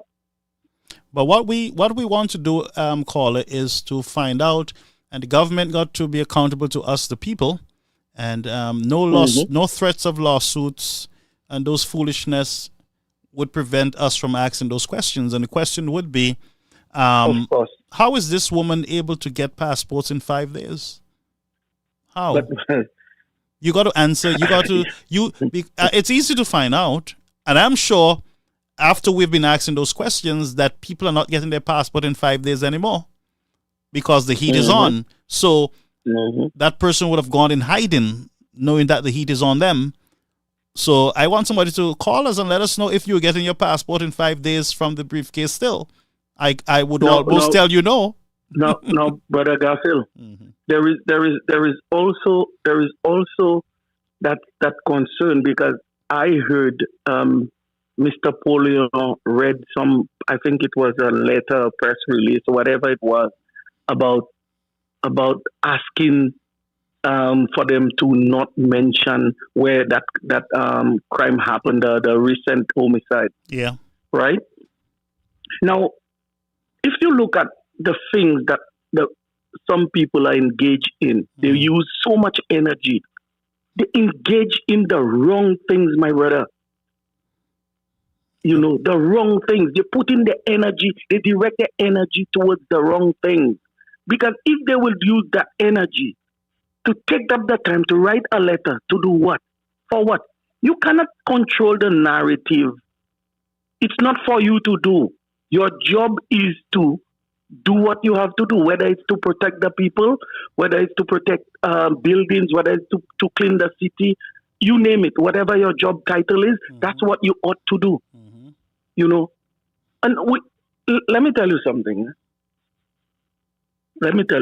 I will not sit there and make it sound like every time something happens in this country, it's the fault of the government. Yeah. We have too many people that behave ridiculously in this country. Something happened just a few months ago that I will not mention any name or anything like that. And when you see the characters that are involved, you know, it's mind-blowing, Brother Garfield. Because people you would never think that are involved in such activities are the people that are the forefront of it. Yeah. The same people that take the oath to serve and protect you. Sometimes you would shake your head when you see certain things happening and they're around. Yeah. You see, how you can blame a government for that? You see, if we as a collective people cannot look at our country and say, hey, in the next 30 years, this is where we want our country to be, and this is how we want to mold our people, you know, we ain't going nowhere, you know, my brother. Doesn't matter how many politicians we put in there and change them all the time or recycle them, whatever you want to call it. We as a people, we also need to play our part. Yep. That's where it starts, you know. Yep. Yeah. But great program, my brother. I love the fact that you actually touch on these things because it's important. It is very important, you know. Have yourself a good evening, man. You too. Thank you so much for calling, my friend. Thank you so much. No problem. All right, thank you. Yeah, that was actually a good call there.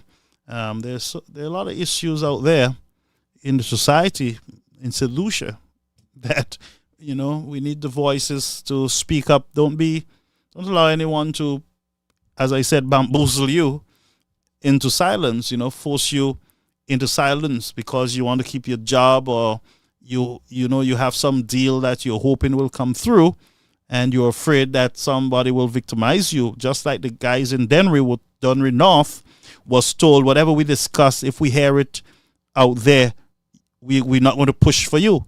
And you know what that is. You know what that is, right? That's corruption.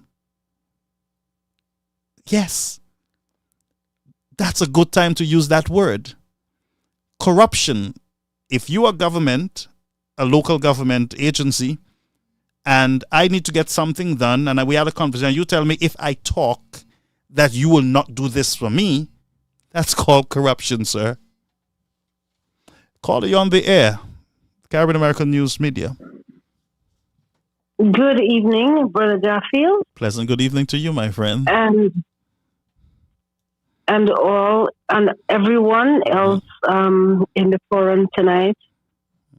The gentleman who just called, kudos to you for seeing everything that you've seen and mentioning all the things that you did, sir. Yep. However, I will still go back to the government. You see, Brother Garfield, we vote in a government to look after, to take care of the affairs of a country. All the affairs of the country. Yep. Whoever the government has shifted around and moved this person from that area to another area, etc., in terms of employees within the government service, is possibly where the government may have gone wrong. And we find a lot of that. We found a lot of that after the last government came in. Yep. A lot of persons lost their jobs, contracts were not renewed, some were moved to other departments, others were put in their places. If those persons do not know how to do the work, do we blame these persons or do we blame the people who put them there, who appointed them to those positions? Mm-hmm. I worked in the government this a long time ago, and we had no computers. We had no computers. We did everything manually. And doing everything manually, we were able to give things, prepare whatever documents it was to hand to the members of the public on time. That's right. On time, with no computers. We had a simple system. We followed the system. We did everything.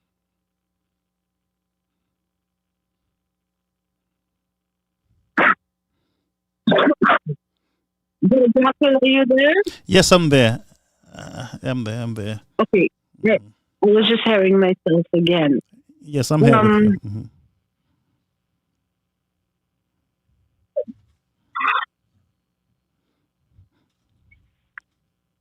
Yes, so it boils back to the people responsible for running this island.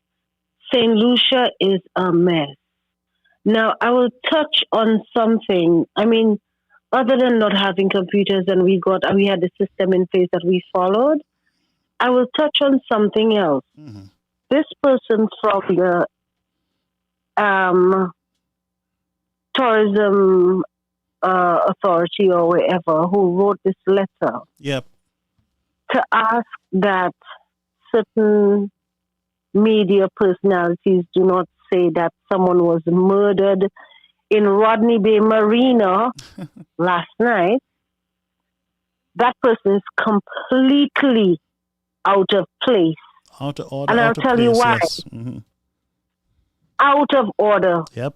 Because if I do not know that someone was murdered in Rodney Bay Marina last night, and I take my daughter and I head to Rodney Bay Marina for ice cream, and something had to happen there without me knowing. Last night, there was an incident, and an incident happens,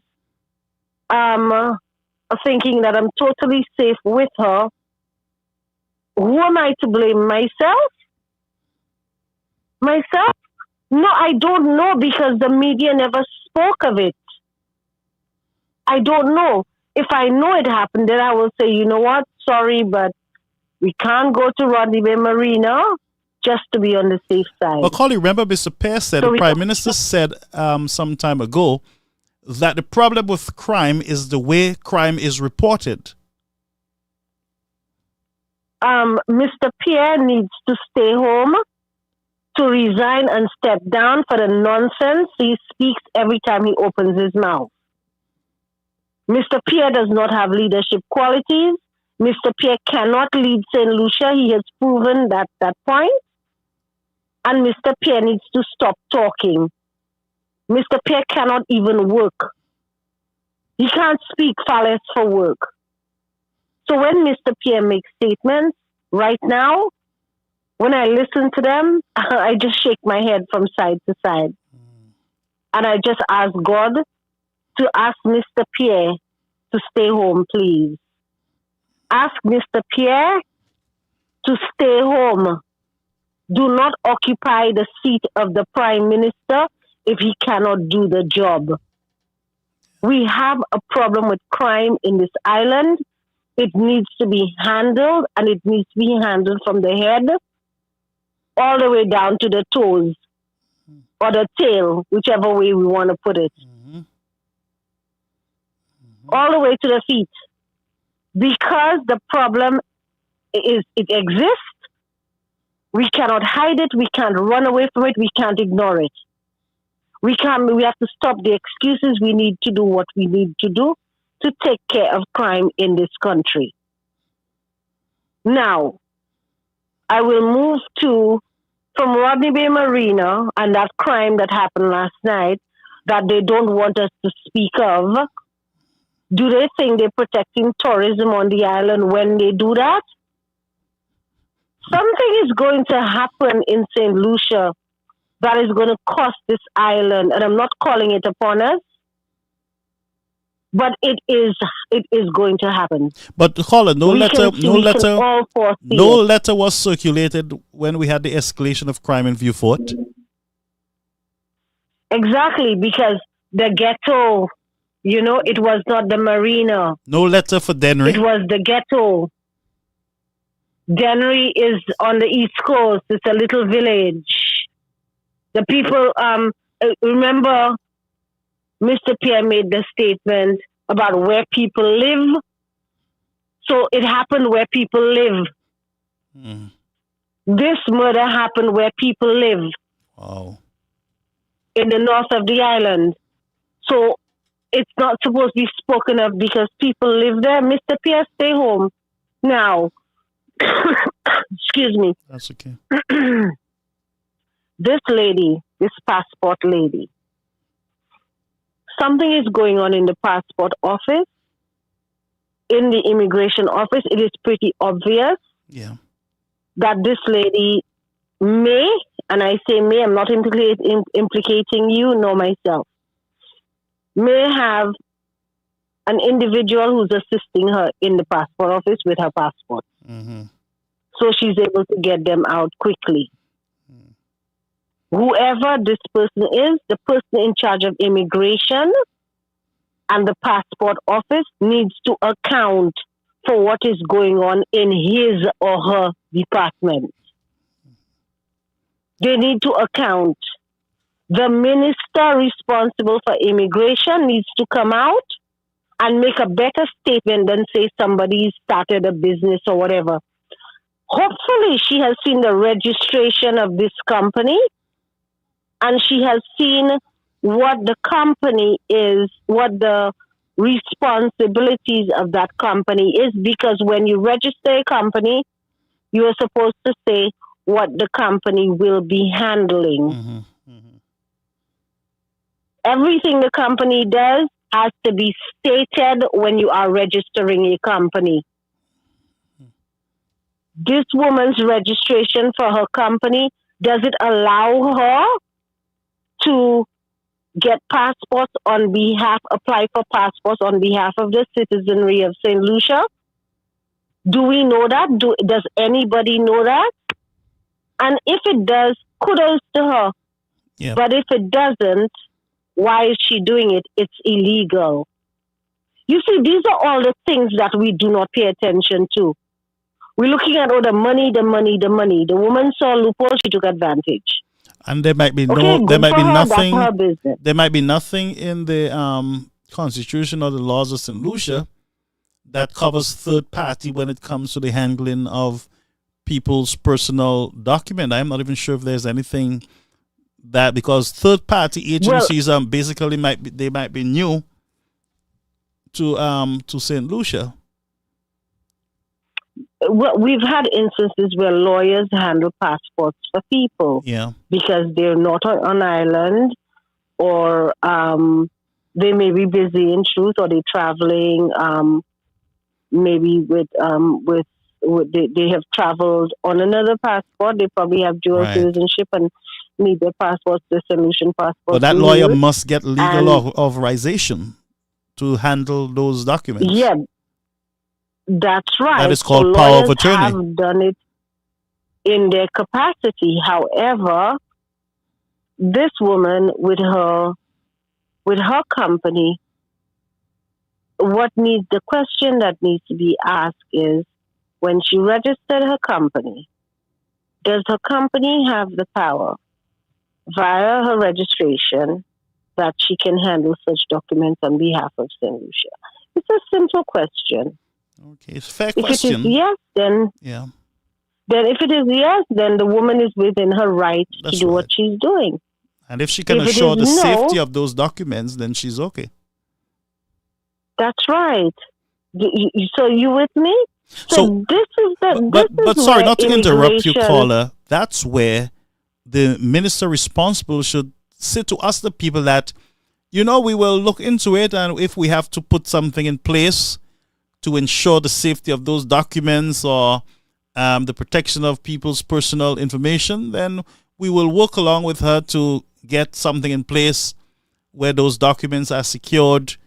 Blah, blah, blah, blah, blah. Those are the statements that we want to hear as citizens, not the blah, blah, black sheep. And I agree. And I fully agree. However, if this lady knows as a JP that she's overstepping her boundaries, she needs to stop. And she needs to stop now. Because if legally her company is not registered to do that, handle that type of business, she's not supposed to be doing it. And that is corruption. Anyway, let's move on. The children, parents, I call all parents, first and foremost, introduce your children to God. Amen. Pray with them. Teach them how to pray. Teach them about what happens in life. Teach them love. Teach them love. Teach it to them. It's not just a feel. Teach them love. Teach them ethics. Teach them, show them discipline. Show them what parents are supposed to show them. And in an instance where your child is faced with such what Brother Garfield showed tonight, that child will be strong enough to say, you know what? I'm not even going to participate. Even if I'm standing here, I really should not participate in this, because this is not what I'm taught. And we have to start at home. Yep. It is wrong, because the Ministry of Education is supposed to ensure that whatever activities our children attend, that they are for children. The content that is fed to them is that of which is supposed to be fed to children. So there I go back again to the Ministry of Education, the MP for the Ministry of Education being Sean Edwards. These are the things you are put there to take care of. That is part of your portfolio. We, the citizens, should not be the ones coming to tell you this. You should already know it. Square pegs in round holes. St. Lucia is now a country where we find everywhere you turn, you find a square peg trying to fit into a round hole. It is just not working out. It is crazy.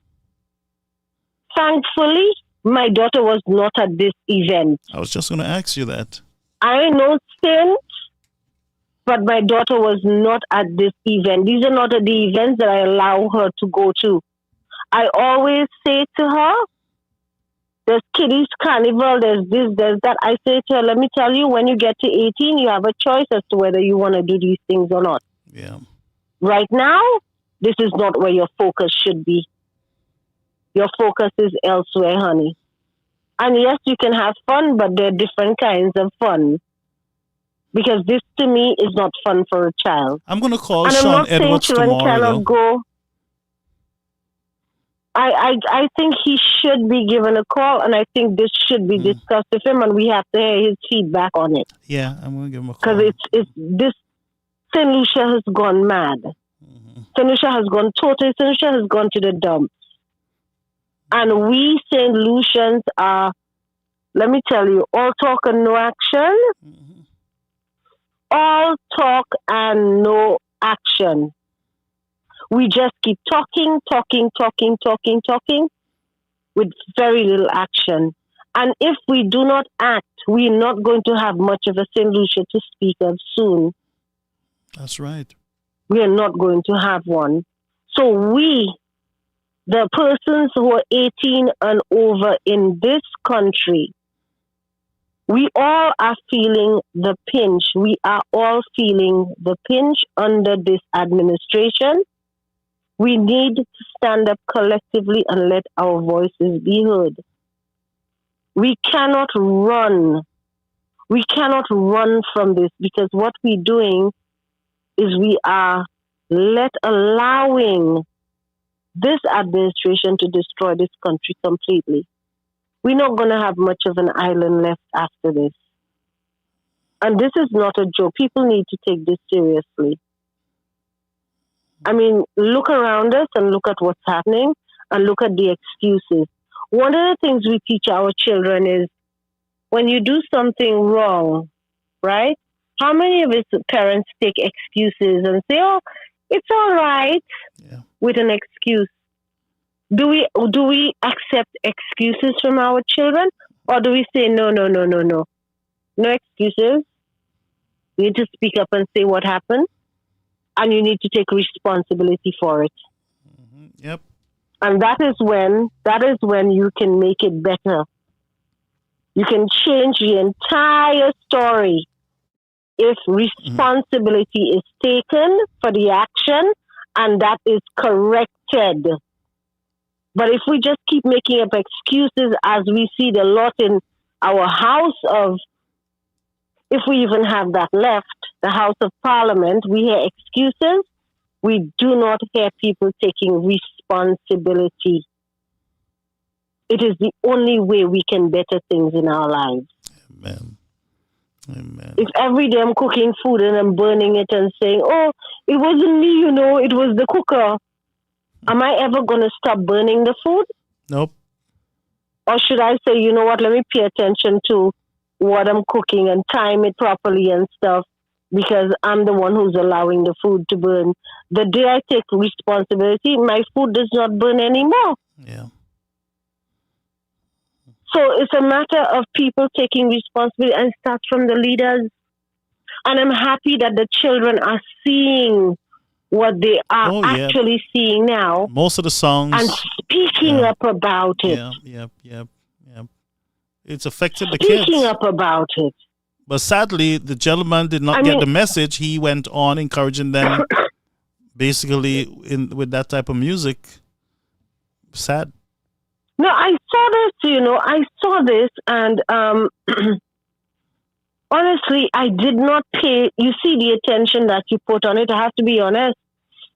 I did not pay such attention to it. I just thought, okay, they're having kiddies, junior Calypso finals or whatever.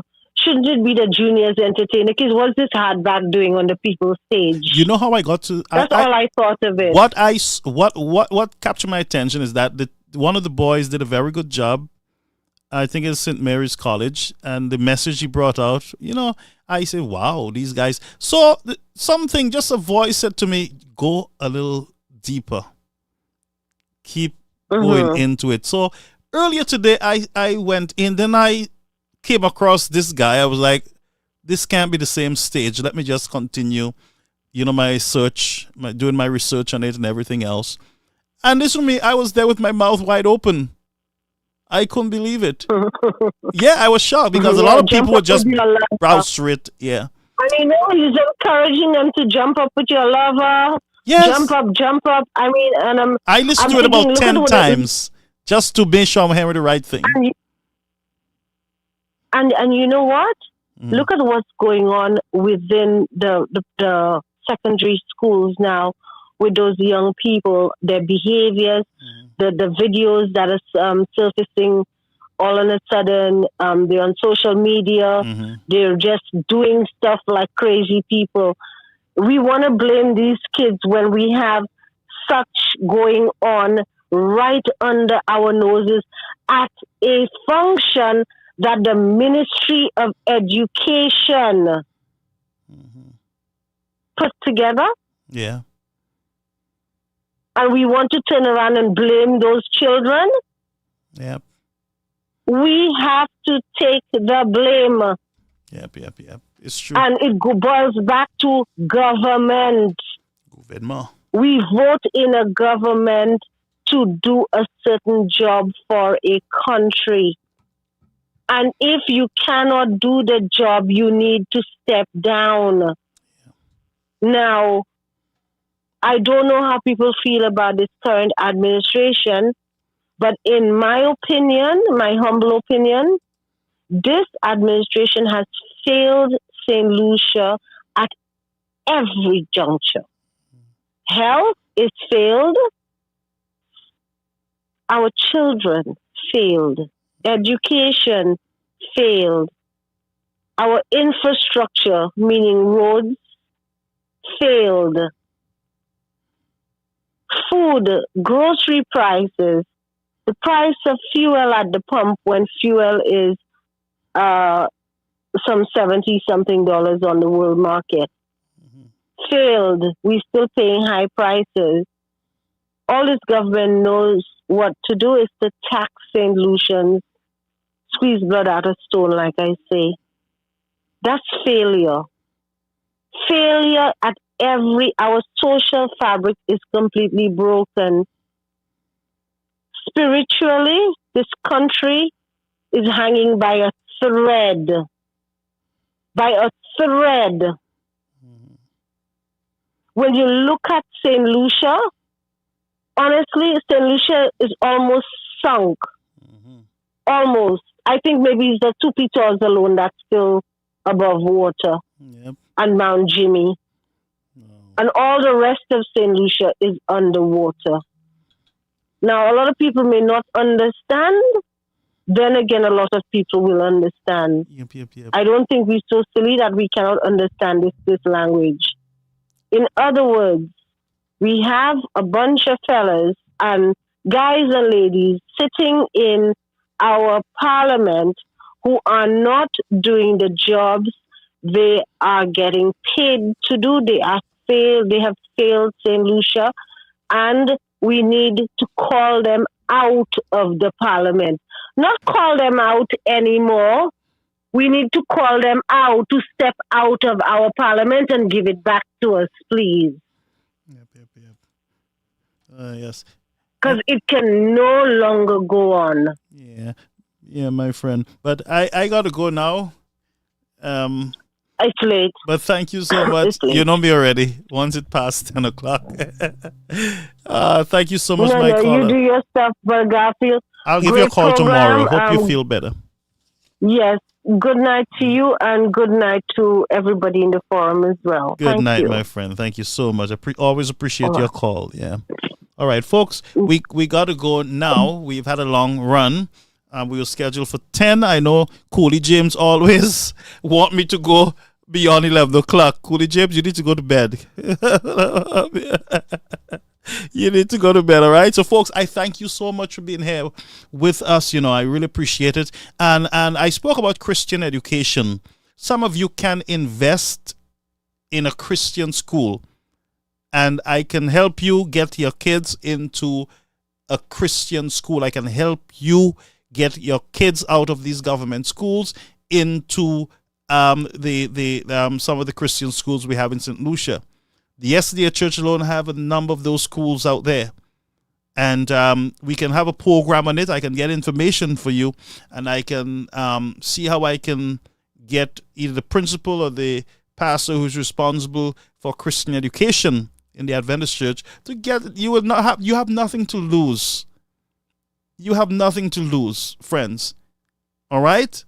I'm not saying that the Adventist school it has no fault. There's nothing going on there. But you want to invest, you know? You will want to invest in your children's education. And I would not encourage you to expose your kids to carnival and rum drinking and all what you see was being displayed in the song. We got to do better by our children. You're going to make them, you got to invest in them. And if you can't invest in them, don't make them. Period. Don't let the government tell you can get free ultrasound, so go and make children. Don't do that crap with yourself. If you can't get them in a good school, parfait-ish. Uchekli? Right. So, folks, have a beautiful night. It was nice being here with you, and may God continue to bless you. Let me just give you a covenant, your blessing. May the Lord bless you and keep you. And may He cause His face to shine upon you, friends, and give you peace in your homes. Peace wheresoever you go, in the name of the Father, the Son, and the Holy Spirit. Remember to say a little prayer before you go to bed. Pray for your children. The enemy is after them. He's after them to take them out. That's why we are losing our young men and our young women in the society. A young girl got stabbed in Dennery, lost her life by her lover. What could have gotten into him? If he had loved her so much, why would he kill her? The shootings in Rodney Bay, shootings around, I think, Swaziland and other areas. What is gotten into our people? So cover your children in prayer. Pray with them. Pray for them. And invest in their eternal destiny. Invest in their education. You owe it to them. The least you can do for them. All right? So blessing, folks, and Maranatha, see you tomorrow. No, not tomorrow, but we have a crusade going on, and I always want to put my spiritual life before politics or anything else, all right? So blessing to you, folks, and I'll let you know when we're going to be on. Blessings. See you. Maybe I will be on at 10:30, 11 o'clock in the morning for our news on the go, all right? Bonsoir, double pied. Yes.